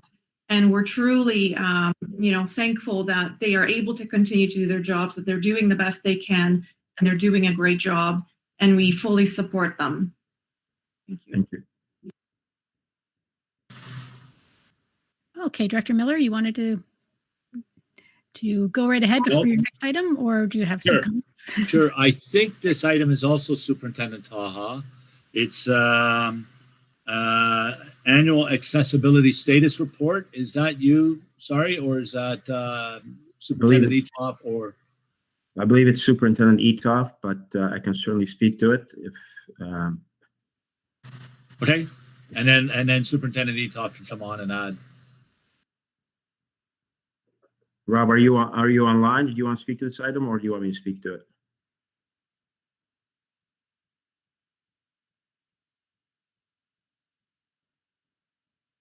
Go ahead, Superintendent Taha. All right. I do apologize. I don't have the status report in front of me. There's Superintendent Etoff. Right. Yeah, my apologies. One too many tabs. I couldn't find the button. My apologies to the group. Yes, I bring forward the annual accessibility plan report. As you may be aware, our accessibility committee, which is a multi-stakeholder, a multidisciplinary committee, meets on a regular basis over the course of the year for the primary purpose of monitoring our accessibility multi-year plan and really working towards the goals within each of the different departments therein. So our annual update is really before you in order to provide a bit of a progress update with respect to how we're doing in terms of meeting our goals within the plan.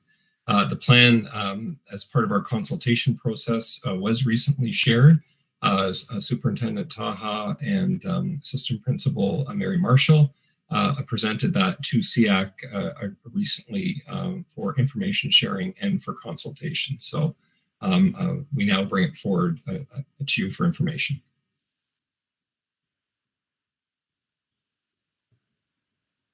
Okay, there are no speakers on the speakers list to this item. Yeah, the question is, could you, I think, re-forward your report to? Do you not have it, Chair Benz? So you know what I'm thinking as I look at this? I'm thinking it should be an official report to the board. So why don't we put it on the next board meeting's agenda as a report to the board as opposed to part of the director's report? And then you'll get it in the package. Yeah, I think that's probably more comprehensive for us. And Sure. Yeah, wonderful. Yep. Thank you. We'll do that and it'll come in the next board package and then you'll have it. There's no urgency to it. Is there, Superintendent Etoff or Taha? So we can do it that way? No, absolutely not. And Manager Gail Gortmaker, you'll make sure that we get it in the package and then the trustees will consider it for questions at the April 7th board meeting. I will, Director Miller. You may want to check with Superintendent Etoff about the timeline for posting online. Yeah, I mean, ideally, I think we can wait till the next meeting. We are a bit of one of the challenges that I can speak to when it comes forward next time is respect to, with the timing, and we are slightly out of cycle, and some of that has to do with interruptions such as COVID. So I can speak to that next time, but I think we're fine to bring it forward at the next board meeting, and then post for public consumption following. And it will be a report to the board as opposed to in the director's updates. Yes, we can do that. Excellent. Great. Trustee Reynolds does have her hand up, though. Thank you, through the chair. I guess this is a preemptive question. Certainly something that I'm interested to hearing about is how the ministry accessibility timeline has perhaps been changed, or has it been impacted? I remember that was 2025 in my mind was a very important year in which all public facilities had to be updated. And I'm just wondering if the report could perhaps give some clarity on where the ministry is, just because I suspect that's not the case now.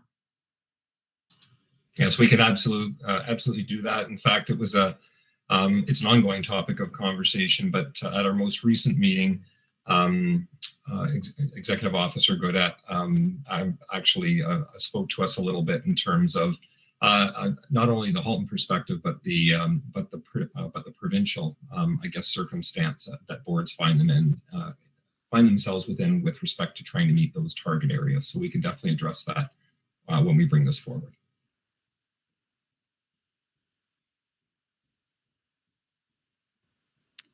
Okay. No more speakers on the speakers list, Director Miller, so go right ahead.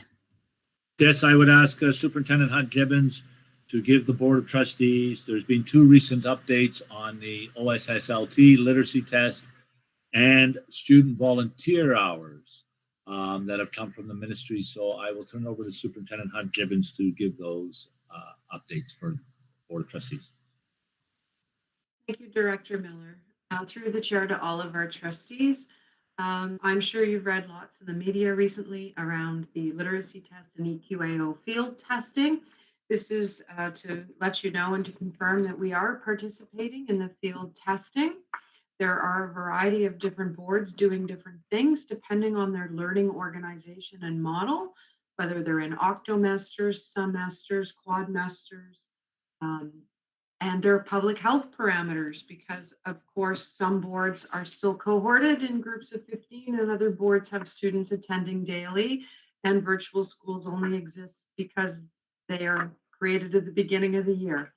Here in Halton, things are a little different. So for us, as been communicated to our families at home, students in our virtual schools do not have the opportunity to participate in the field test. That has to do, one, with the fact that the test is run on kiosk software that requires it be done on board devices within a bricks and mortar school. And to bring them in and to have a large sitting would violate public health parameters. What we are doing in order to allow students the opportunity to satisfy this grad requirement, even though it's only a field test, and EQAO has told us that they will count it if the student is successful, so it is a benefit to students, is that it also provides our staff with the ability to test drive the new platform and the new format and to learn about it in a lower stress environment.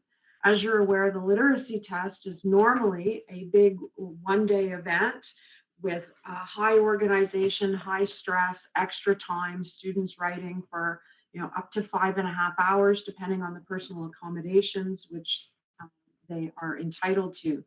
The field test is quite different. The field test allows a teacher to do it in their cohorted classroom of 15 students to pick the days, and that's days plural, on which they would like to do it. So a book in the new format is scheduled for 60 minutes. They think it'll take on average 40, and our morning classes face-to-face are 3 hours long. So we don't have any of the extra time issues whatsoever, and a teacher can pick the day. There's no movement of students to other areas of the school or cross-contamination concerns specific to cohorts. And so teachers will do this when they would like to, when it fits into their curriculum. And for that reason, they will do it within Quad 4, because then there's no movement of those students and no further organizational concerns. Specific to mathematics, grade 9, it is not a requirement for graduation. It is being field tested this year as well.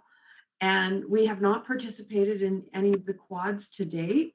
that has had to do with remote learning, issues with the test software was available compared to where we were in our quadmesters. But in quad 3, it's optional for schools because quad 3 is the quad that is impacted by the long Easter weekend, spring break, whether you're in an AA, BB week, etc. So it's optional in 3, and all of our grade 9 math classes are participating in 4.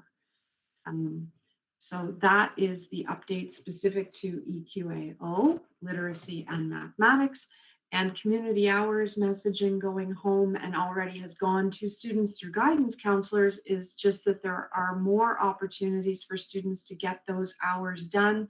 And it has been relaxed to include things like helping out at home and helping out in any way with your family or neighborhood or anything else. And so that information is going out in our next communication home, but has already gone to guidance counselors when the ministry memo first came out. So that should be of relief to students as well. Okay, on the speakers list, we have Trustee Gray. Thank you very much, through the chair. Just a question, if I may, on this, I guess both the grade 10 literacy and the grade 9 math. I have my concern around this is that I understand that students in grade 10, 11, and 12 can take the field test in literacy, and if successful, have it count on their transcript. And in grade 9 math, they can take the field test, and if agreed to by parents and student, the result can count towards a final grade. So my concern is about the equity of that kind of a guideline. And this is the guideline, as I understand, coming from the provincial government. It's the equity piece for those who have chosen virtual schooling and not having had the opportunity to have that benefit. I wonder if there's any way of mitigating that inequity. Thank you. Through the chair to Trustee Gray. We are not using the mathematics EQAO as part of the final 30, regardless of the ministry's permission to do so. We don't get a board report or a school-wide report. Students get an individual feedback piece, and I think that's reassuring and a reward for students who participate in it to double check their understanding and see how they did, but it is not counting towards their final 30 or their grades in any way. It is being treated as field testing, as that is exactly what it is. Specific to the literacy test and the issue you raise around equity, yes, certainly that has been raised, and there are parents who are concerned that students in virtual school don't have the opportunity to participate. That said, they will not be disadvantaged from graduating or having the requirement of graduation fulfilled. It is unfortunate that we are not able to allow them the opportunity to write if they want to, but that can be said for many things.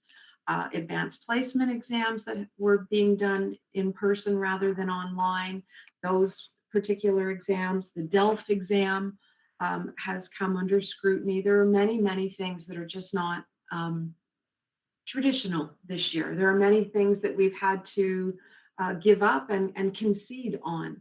This is one of those concessions where we did the cost benefit analysis, and we thought, given the number of students in our bricks and mortar schools, especially those in our ESL classes and in grade 11 and 12, to say that they could not have the opportunity to successfully complete this because someone in the virtual school doesn't have the same.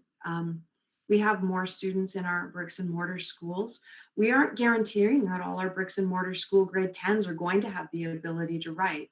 If the system is down and not accessible to them, if they don't get through there when our schools prioritize the writers, our bricks and mortar schools are prioritizing the students who are writing. And they're doing so by selecting those in grade 11 currently, and those who are in English language programs, and those who any of the pre-testing and practice testing in our schools over the last couple of years. And we still did all of that remedial work this year as well, including the after-school remedial courses that students may take. Those are the students that we're prioritizing. And I don't want to jinx it in any way, but the last time there was provincial-wide field testing of an online pilot. It didn't go quite so well. And there were, I think our record were 7 successful students in one particular school. So we're hoping that they have ironed out all the bugs, and we would like to help them in ironing out all those bugs so we can learn by our participation in it. But we are prioritizing the students in the brick and mortar school to try and get them through it, as well as our staff to learn about it, so that next year when it is high stakes and everyone returns to this one day of testing across the province, that we as educators are better prepared to deal with it. And I'd like to comment that Chair Grebenson, Trustee Gray, you've raised a big issue that some boards have decided not to participate in the OSSLT for the very reason that you have suggested, the lack of equity. We have made a different decision, and I think Superintendent Hunt-Gibbons has articulated why. And certainly kids will not be disadvantaged as a result of the EQAO grade 9 math test. But I just would reiterate that I would not argue that equity, I would say there were gaps in equity in our board. No question, there were gaps in equity in our board prior to the pandemic. The pandemic has exacerbated those, and in some ways, equity has been, we spoke earlier about mental health and well-being has been a casualty of the pandemic. I would say equity has been. Our board, our central staff, our equity department, with the leadership of Jewel Amo and Rob Superintendent Etoff, have worked tirelessly to maintain that equity. And I know our principals and teachers have been doing the same, but it's a very big challenge and difficult to do when kids are at home, in virtual environments and so on. So there'll have to be a reset. There's no question as students return to school. There'll have to be a big reset. But, you know, I can't praise our staff enough for doing their best to maintain equity for all our students during this, but it's been a real challenge. We're living in an inequitable society at the moment, as we all know. We have, you know, grocery store clerks working in dangerous environments. They weren't working in dangerous environments prior to this. So it's a good question, Trustee Gray, but I just wanted to reiterate that this has been a challenge for us, and we're fully aware of those equity disparities. So let's put it that way. Thank you very much. Can I just add to Trustee Gray, we are aligned with our coterminous partner and have spoken with them as recently as today. So Halton Catholic is also. Thank you very much. Just a quick follow-up question, just for point of clarification, please. We know that grade 10 literacy is a requirement for graduation, and it's been waived for this year, I understand. This year's current grade 10s, do they have to eventually pass the EQAO literacy or take the OSSLT before graduation? Like, how far is it waived back? Thank you through the chair to Trustee Gray. Great question. It is currently only waived as a graduation requirement for students in their graduating year this year. And thus, one of the things that they're discussing for next year is whether or not there will be more than one sitting. And we would anticipate, for the very reason that our current grade 11s weren't afforded the opportunity, and that some of the 10s may not be able to have the opportunity this year, that there would be more than one sitting next year. Although EQAO has not come out and put that in writing, but they have told us that they are contemplating multiple writing dates, or at least more than one. So as of right now, the intent is that all students would successfully complete that requirement either through the course, the test, or the adjudication process if they are not graduating in June of this year. Thank you very much. Okay, there are no other speakers on the speakers list, so your next item. Thank you, Chair Gervais, and Superintendent Hunt-Gibbons. Stay with your camera on, please. Thank you. I'm going to read this, Chair Gervais, if you can indulge me. Having worked tirelessly on behalf of students and staff for the past 30 years, I respectfully submit my notice of retirement effective July 31st, 2021. I have had the opportunity to work in 2 school boards in a variety of roles, including teacher, department head, superhead, and we always thought she was superstar, a seconded author, vice principal, principal, and superintendent. The 13 years I have spent in Halton have been the highlight of my career. I joined the HDSB as a principal and had the opportunity to lead both Nelson and Oakville Trafalgar high schools.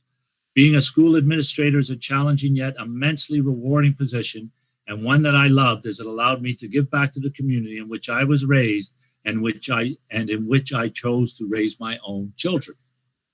I am honored to have had the opportunity to move to a system leadership role in this board, and I want to thank you for your support.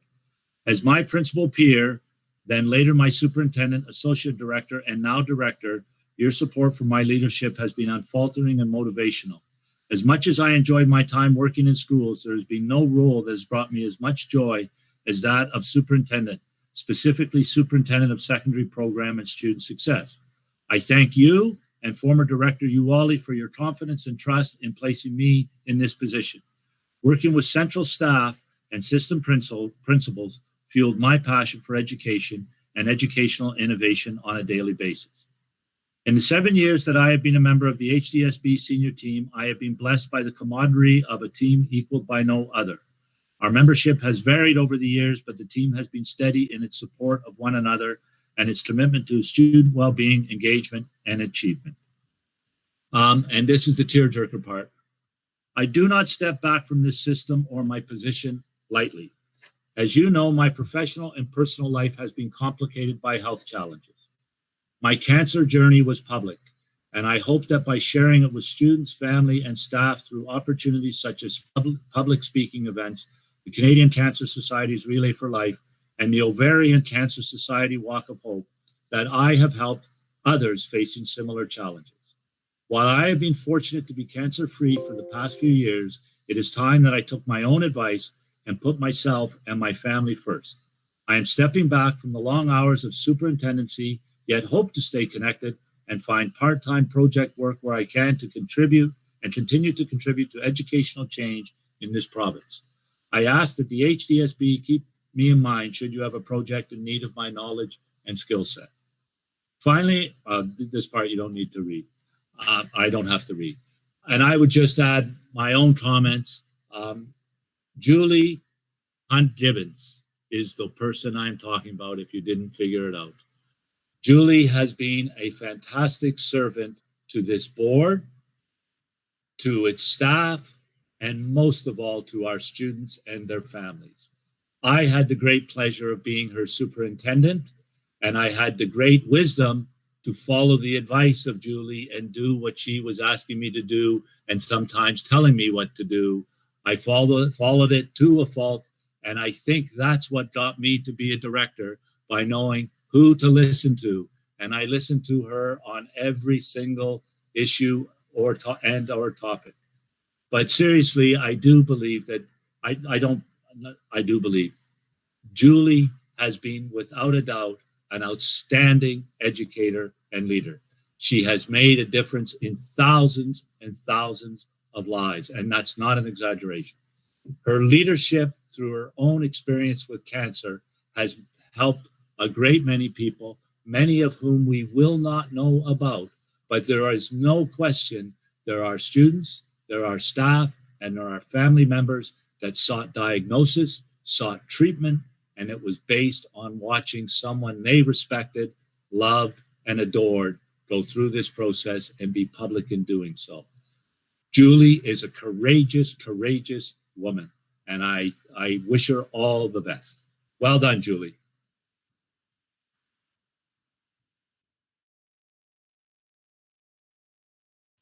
And with that, Chair Grabentz, I'm done unless there's comments to make Julie cry. Yeah, well, I'm like sitting here myself. That was quite the bomb.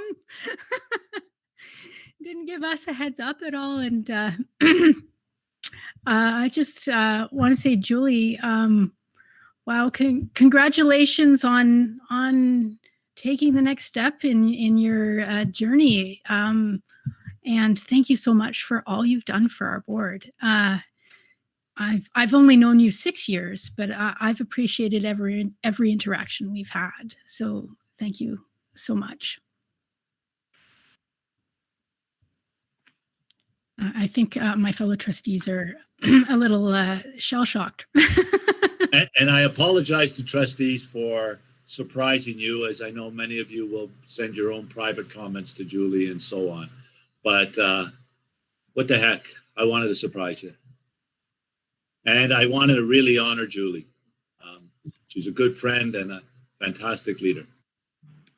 And that you have. Wonderful. Trustee Amos. Thank you.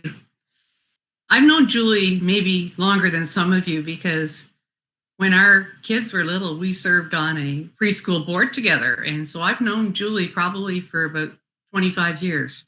And she was a great person to be on the board with there, to help steer the direction for those little minds. And I have been so honored to work with her again in Holton. So thank you, Julie. I know we'll stay in touch, but sorry. I can never do this straight. But we know you're going to be around, and we know we can rely on you if we need you. So there you go. Thank you. Thank you. And there are no other speakers at this time. So we'll move on to... Perhaps Julie would like to say something, Chair Gerbens. I yes, don't know. Would you like to speak, It's hard to follow Kelly. And in fact, I was watching Kelly all the way through because she's correct. We have known each other for more than 25 years. And everyone else on this table, somewhere in between, whether 3 boards worth or just this most recent board. And I would like to personally thank each and every one of you for your support of me over the years and your faith in me in doing this job. I'm very sincere in saying that the secondary program job is my passion. It was the job I wanted to do since the moment I started teaching. I am a curriculum assessment and evaluation nerd, and I'm very, very proud of it. And all of you allowed me to do that and to thrive in this role. And I want to thank all of you for your unwavering support over the years. And as Director Miller has said, I'm not leaving the community. I will still be around. I do think I still have an awful lot to contribute to this province and to education. I'm just looking for new challenges at this point. So keep me in mind if you have any, and a personal thank you to all of you on the board. And I am done. Okay, thank you. So we'll move on to communications from the chair. And there, I just want to point to the letter from York Region District School Board about funding stabilization. They have written the minister requesting that enrollment stabilization funding be extended for the next school year. Consideration of enrollment stabilization funding for English as a second language, and funding allocations for personal protective equipment and any other COVID-related expenses should it be required for the next year. And for the next year, boards be allowed to use unspent personal protective equipment allocations to offset the in-year operating deficits and reduce the amount of accumulated surplus required to balance their budgets. So it's we like to amplify the messages of our sister boards, and so we've posted it here. And also, I just have a reminder to my trustee colleagues that if you haven't filled out the doodle for the next director search committee for the process meeting, please do so. And as a quick update for the community, the search firm has been conducting information gathering sessions with individuals that work closely with the position of Director of Education, both internally and and externally. There is currently a staff and community survey being conducted that will close this Friday. So please look to our hgsb.ca website for a link to that survey. There have been over 150 responses to the survey so far as of yesterday. So sounds like a pretty good response. And from that consultation, a position profile will be created. And the doodle, of course, is for the meeting to take a look at what the consultation has told the third-party search firm, and will tell us and help finalize the position profile before it goes out for advertising, etc. Okay, so on to committee reports. And the first item there is Learning Disabilities Association Halton Hamilton Solutions for Learning Conference. That's the 10th annual conference, and I attended that virtual conference. It was excellent, so much information. I'd almost say too much information for a day and a bit of sitting. You can only choose, if you look at the report, you can only choose certain streams to go into, but you do have access.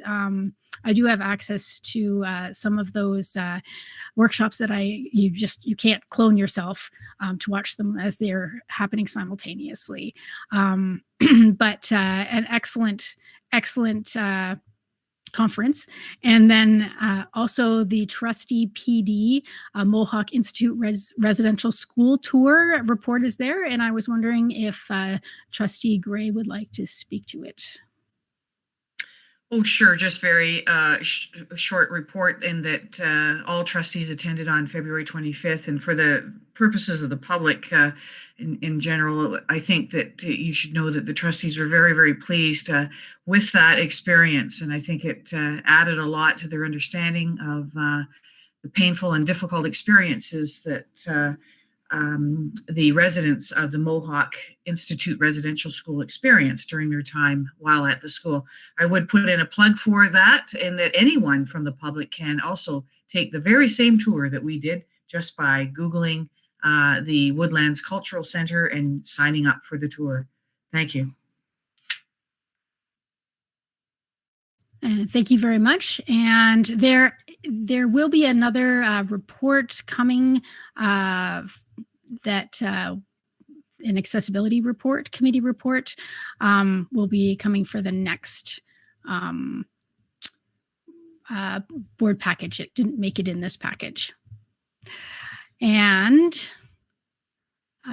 trustee questions and, oh, sorry, Vice Chair Harrison, you have your hand up. Just noticed that. Yes, thank you, Madam Chair. My question can go under trustee questions and comments as well. Maybe it's a good segue. It is related to the report that was given regarding the Mohawk Institute Residential School Tour. And as we were on the tour, we learned that the Mohawk Institute, as one of the longest standing residential schools in Canada, has fallen into disrepair, and that there's a big initiative to raise funds through different levels of government and private donors to save the evidence. I'm also aware of an initiative called Geronimo's Dream, and that is one of the residential school survivors has a dream to put up a memorial wall at the residential school to commemorate and raise awareness and so on of the legacy, the truth, if you will. So September 30th is Orange Shirt Day, and I'm just wondering if, since the board already supports Orange Shirt Day and these initiatives, class by class, I'm wondering if there's any way that trustees and/or in collaboration with staff could bring something together to through educational learning event or events somehow help with saving the evidence. And I don't know what that looks like, and it's a bit of an odd request or statement, but I just feel like given the commitment in our multi-year plan, the fact that this place is physically so close to us and even closer virtually, that now may be a time to come together and try and do something. The Save the Evidence, I believe, is needs $75,000 to complete the funding requirements to fully restore. And Geronimo's dream is there's a GoFundMe for $55,000. So just to put it in context, and we of course have 65,000 students and many more staff and parents. And I know that ability to contribute and interest in contributing and all of that would need to be factored in. There you go. Thank you. Thank you. Sounds like a very something to think about and see what's possible. Director Miller, did you have something you wanted to say? You popped on the screen. I wasn't going to say anything, but now that I'm on, I may as well. Through your chair of events to Trustee Vice Chair Al Harrison, can you send an email to me to that effect, and we can discuss it at the staff level? Yes, I can. Thank you very much. And as trustees, I think that sometimes it feels like a position with great responsibility. Sometimes it feels like a position that where I feel helpless, and I would love to, after discussions, if anything is possible somehow to contribute, to amplify, to anyway, I don't want to get 2 steps ahead, but I will absolutely send a message, and I'll copy my colleagues as well, just so everybody's in the loop. Thank you. Okay, thank you. Trustee Rocha. Yep. Okay. So my question is for Associate Director Bogue, and it's we're backtracking a bit. It had to do with the report, the operational plan update, and something that popped into mind is that I really appreciated all the detail and to see how much has been accomplished so far. My question, and I may have missed this, what are our plans to communicate our progress to date to the public? And I ask this because when the trustees met with school council chairs and members of PIC, the PIC liaison reps, they all had a question. They all appreciated us presenting the multi-year plan, but then their next question was always, well, how are you going to execute this? How does the multi-year plan translate into what the HDSB is going to do? So I'm sure many of them are looking for an update. So how do we plan on sharing this information with them? Thanks for that question, Trustee Rocha, and through the chair to Trustee Rocha and all trustees. It's a great question, and actually it's one that we've been talking about this year. I mean, one could say that, you know, by reporting it at the board, we have reported it to the public, but unfortunately the report sits in the board package and then it sort of gets buried, right? So one of the things that we have been talking about, and we have identified a spot on our board website for anything related to the multi-year plan and the operational plan, and the communications department has been working on this as well, as how do we put that profile out there. So once we do an update, either the progress report at this time of the year or the update, we do one in the fall on the previous year. Does that now live on the board website? Do we need to somehow guide people to that spot if they want to learn more?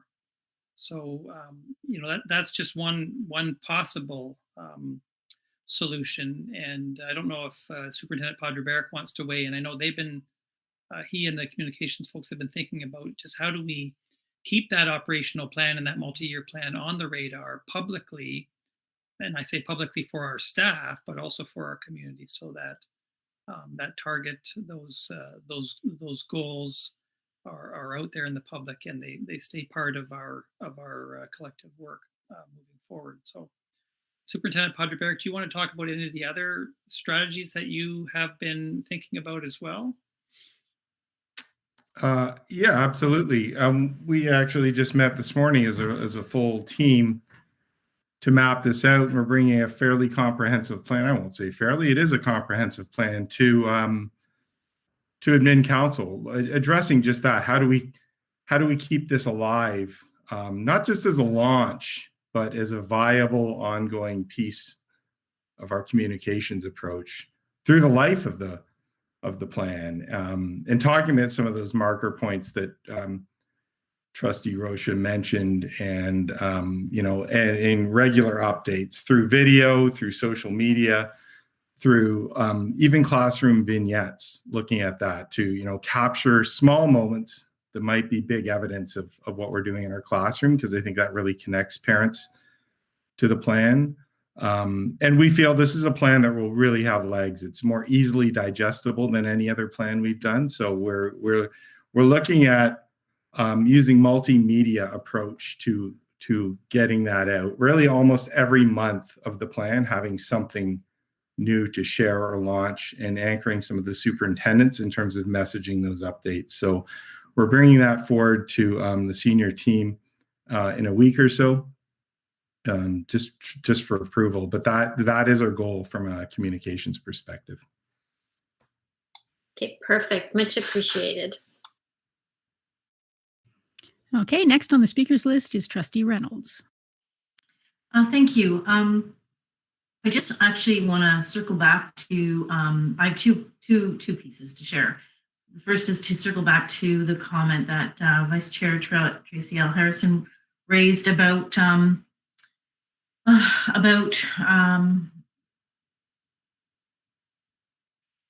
looking for an opportunity in which we can engage or participate or put into action part of our multi-year plan of engaging in Indigenous realities and recognizing what we just learned about touring the residential school. So I was really happy to hear the director offer to take it back, because I felt very strongly as well that, looking at our sponsorships or our partnerships that our board has, that this certainly would be one that I would encourage staff to look at. So that was just my sidebar comment. My other piece that I just wanted to highlight, and I guess it's to highlight to the Burlington trustees, but also I don't know if other municipalities are following suit. The Burlington City is launching their Neighborhood Community Matching Fund, which is a community-based funding of activities or of improvements to neighborhoods. And I guess what's really important is it is available to school boards or business groups, specifically in which is accessible to the public. So I'm not sure if any of you were aware, but a few years ago, community members that surrounded Lakeshore Public School got together and applied for this fund, and they improved the baseball diamond that actually sits on the Lakeshore Public School grounds. It is city property, but it is useful to not only the school, but the community.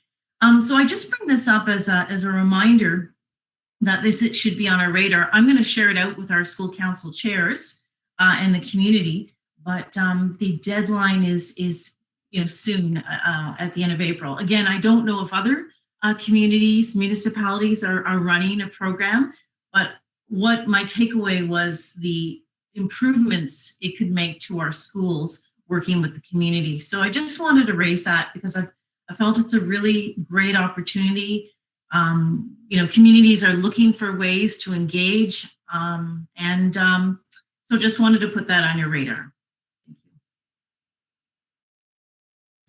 Okay, thank you very much. Next speaker is Trustee Gray.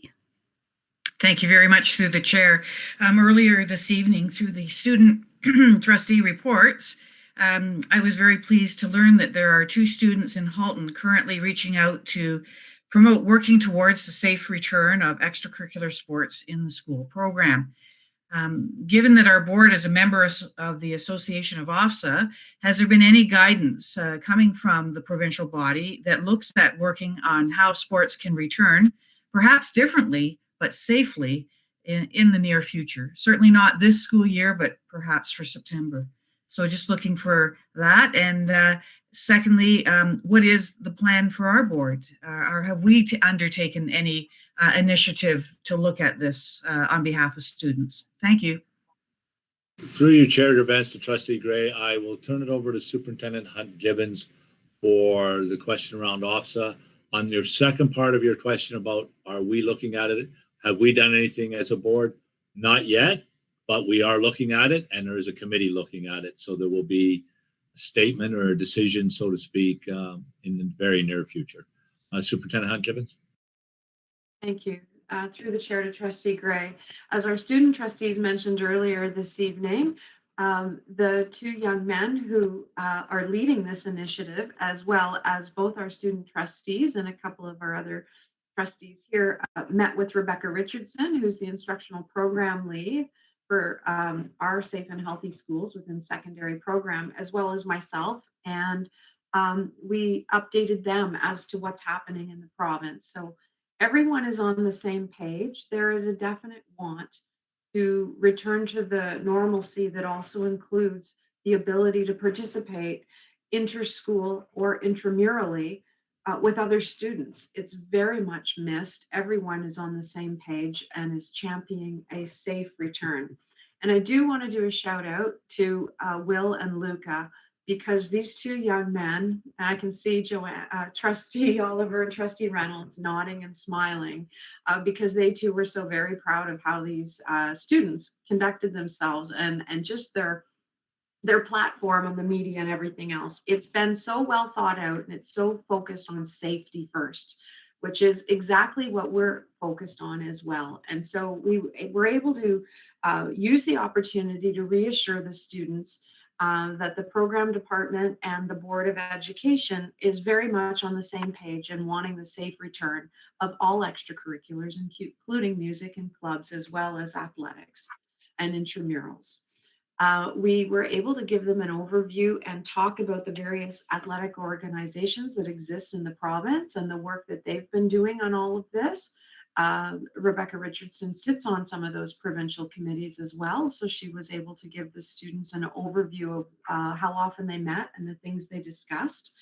We were able to reassure them that OFSA has been sending out newsletters on a regular basis. They too are hungry to go back, but also want to do so in a safe way that puts student and coach safety first. And so we talked about all those parameters that have to fall into place before we're able to do so, because they're not just the ability to actually get on a field and play. They have to do with things like change rooms. Currently, our change rooms are closed. And so we saw earlier in this winter, swimming and skating were open for a wee bit there. But change rooms were not. And so it's hard to show up in the middle of February to a pool ready to swim. But we are hopeful that we can overcome these obstacles from a safe way and put the right conditions in place that we can return. And so we are working with that as OFSA, GHAC, and our local HSSAA sports associations to look at what this might look like for the fall and maybe glimmer of hope later this spring if everything aligns, because we would be starting with the local level of our own school and opportunities that enable students to get together beyond just their cohorts. Because keep in mind that right now our students don't take 2 classes face-to-face, it's one face-to-face, and then they go home for the other. And the reason of that is because of the cohorts and protecting that key cohort. And that's why our class is 1 week on and 1 week off. And so we have to be out of that red area and we have to be out of that cohorting piece before we can start looking at doing things and mixing our cohorts. There are boards that are not cohorted at this point, and they are bringing back sport slowly, and they are doing things that people can do outside on their own school grounds without transportation or competition with others from another school community. And it is our hope that things improve in the Halton region from a public health perspective, that we too can participate in those things as soon as possible in a safe way. And we will continue to work very hard to do so. We know how very important it is to our students. And as Director Miller has said, many times people don't realize that the program department also includes co-curricular program. And that is part of our priority as well, and part of our planning and operational plans and visions for September as well. Thank you. And thank you very much. Okay, the next first-time speaker is Trustee Collard. Oh, thank you very much. I actually have forgotten what my question was. It had to do with something that Trustee Shuttleworth was saying, but it's gone completely from my mind. I apologize. That's okay. Happens to all of us. First-time speaker, Trustee Oliver. Thank you. Through you, Chair, I'm going to circle back to Superintendent Hunt Gibbons.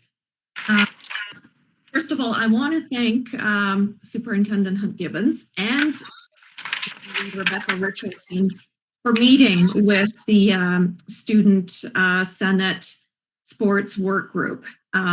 We really appreciate, Trustee Reynolds and I really appreciate your openness and willingness to meet with the students on an issue that's very important and about which they're very passionate in representing the student athletes within our board. It's your openness and empathy and care for our students and their well-being. That's so true for all of our superintendents, but I'm making those comments specifically to you, Julie, because we are honoring the retirement announcement tonight. You were my very first superintendent when I was elected, and we have been reunited again to work as a team, and I'm very happy about that. I was teary-eyed hearing your announcement, and will be very sorry to see you go. You know, your love for your chosen profession and how thoughtfully you approach all aspects of education, everything that falls within and outside of your portfolio, that is very evident to all of us. So you will be missed, but congratulations on making this decision and the next steps in your life. Congratulations and thank you.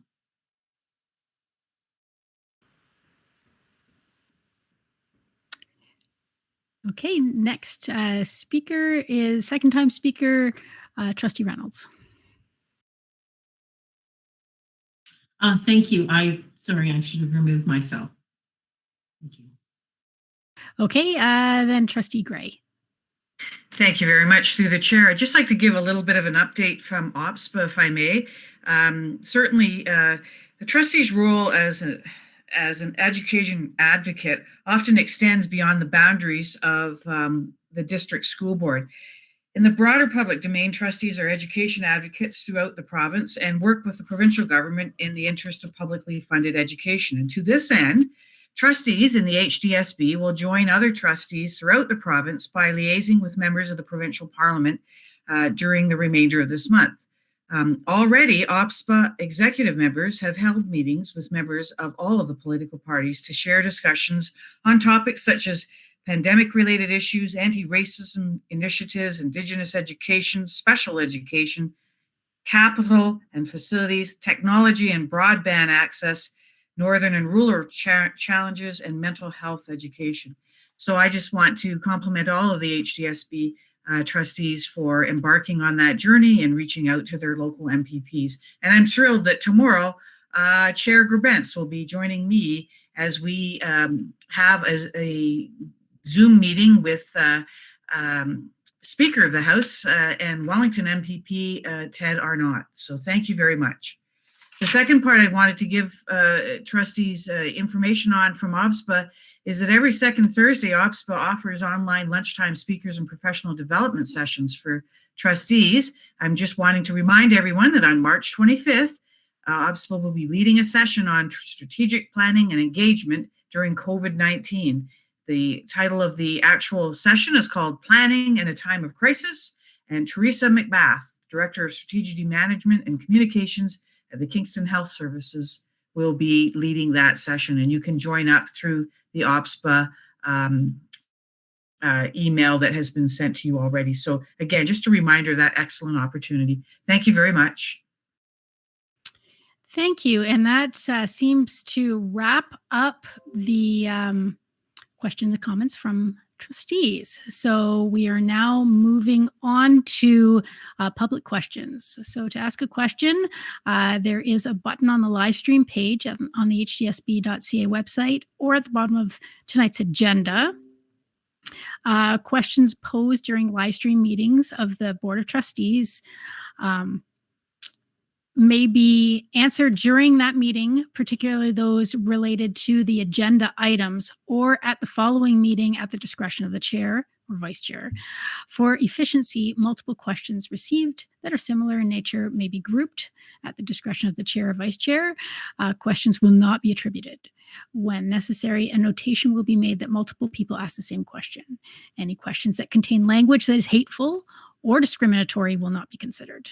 Vice Chair Al Harrison, have we any questions submitted this evening?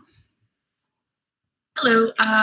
Yes, through you, Madam Chair. There is one question that was asked, and the subject matter did come up in the under Director's report, the COVID update. And I'll just note that that was at 1 hour and 45 minutes into the tape, if people want to go back in and take a look. But I'll also give it in summary fashion at this point in time, and it's directed to Superintendent Blackwell. And the question is with respect to the masking requirements, and where do those requirements come from, including mask breaks, and should a parent or a student have a question about what's taking place regarding masking in the schools, where would you suggest that they seek information in a timely way? Thank you for the question, and through the chair to the questioner. Masking is mandatory, as we know, for students in grades 1 through 12. I think in the earlier piece, I talked a little bit about some of the reasons why masking is in place. In terms of having it in place, we're taking the guidance of public health. We do talk to public health on a weekly basis, and we work on best practices. I know that our communications department has also shared with families some strategies to support students in wearing masks. If there are questions around masking breaks and when those happen, because they may not be apparent when kids are outside at recess breaks or before and after school when they still have their masks on, because they're unable to physically distance, I would strongly encourage families to reach out to their school, whether it be the student's teacher or to the administration. They'll be able to share how those mask breaks are put in place. Okay, thank you. So there were no other questions, Vice Chair Harrison? That's correct. Thank you. Excellent. So I just want to remind everybody that's watching that there are several ways to be heard by the Board of Trustees about your questions or concerns regarding governance and policies at the Halton District School Board. This question and answer portion of the meetings, delegating the board, and reaching out directly to your local trustee. Trustee contact details are available on the hcsb.ca website. We are up to 6.0, adjournment. We have exhausted our agenda, and I declare this meeting to be adjourned.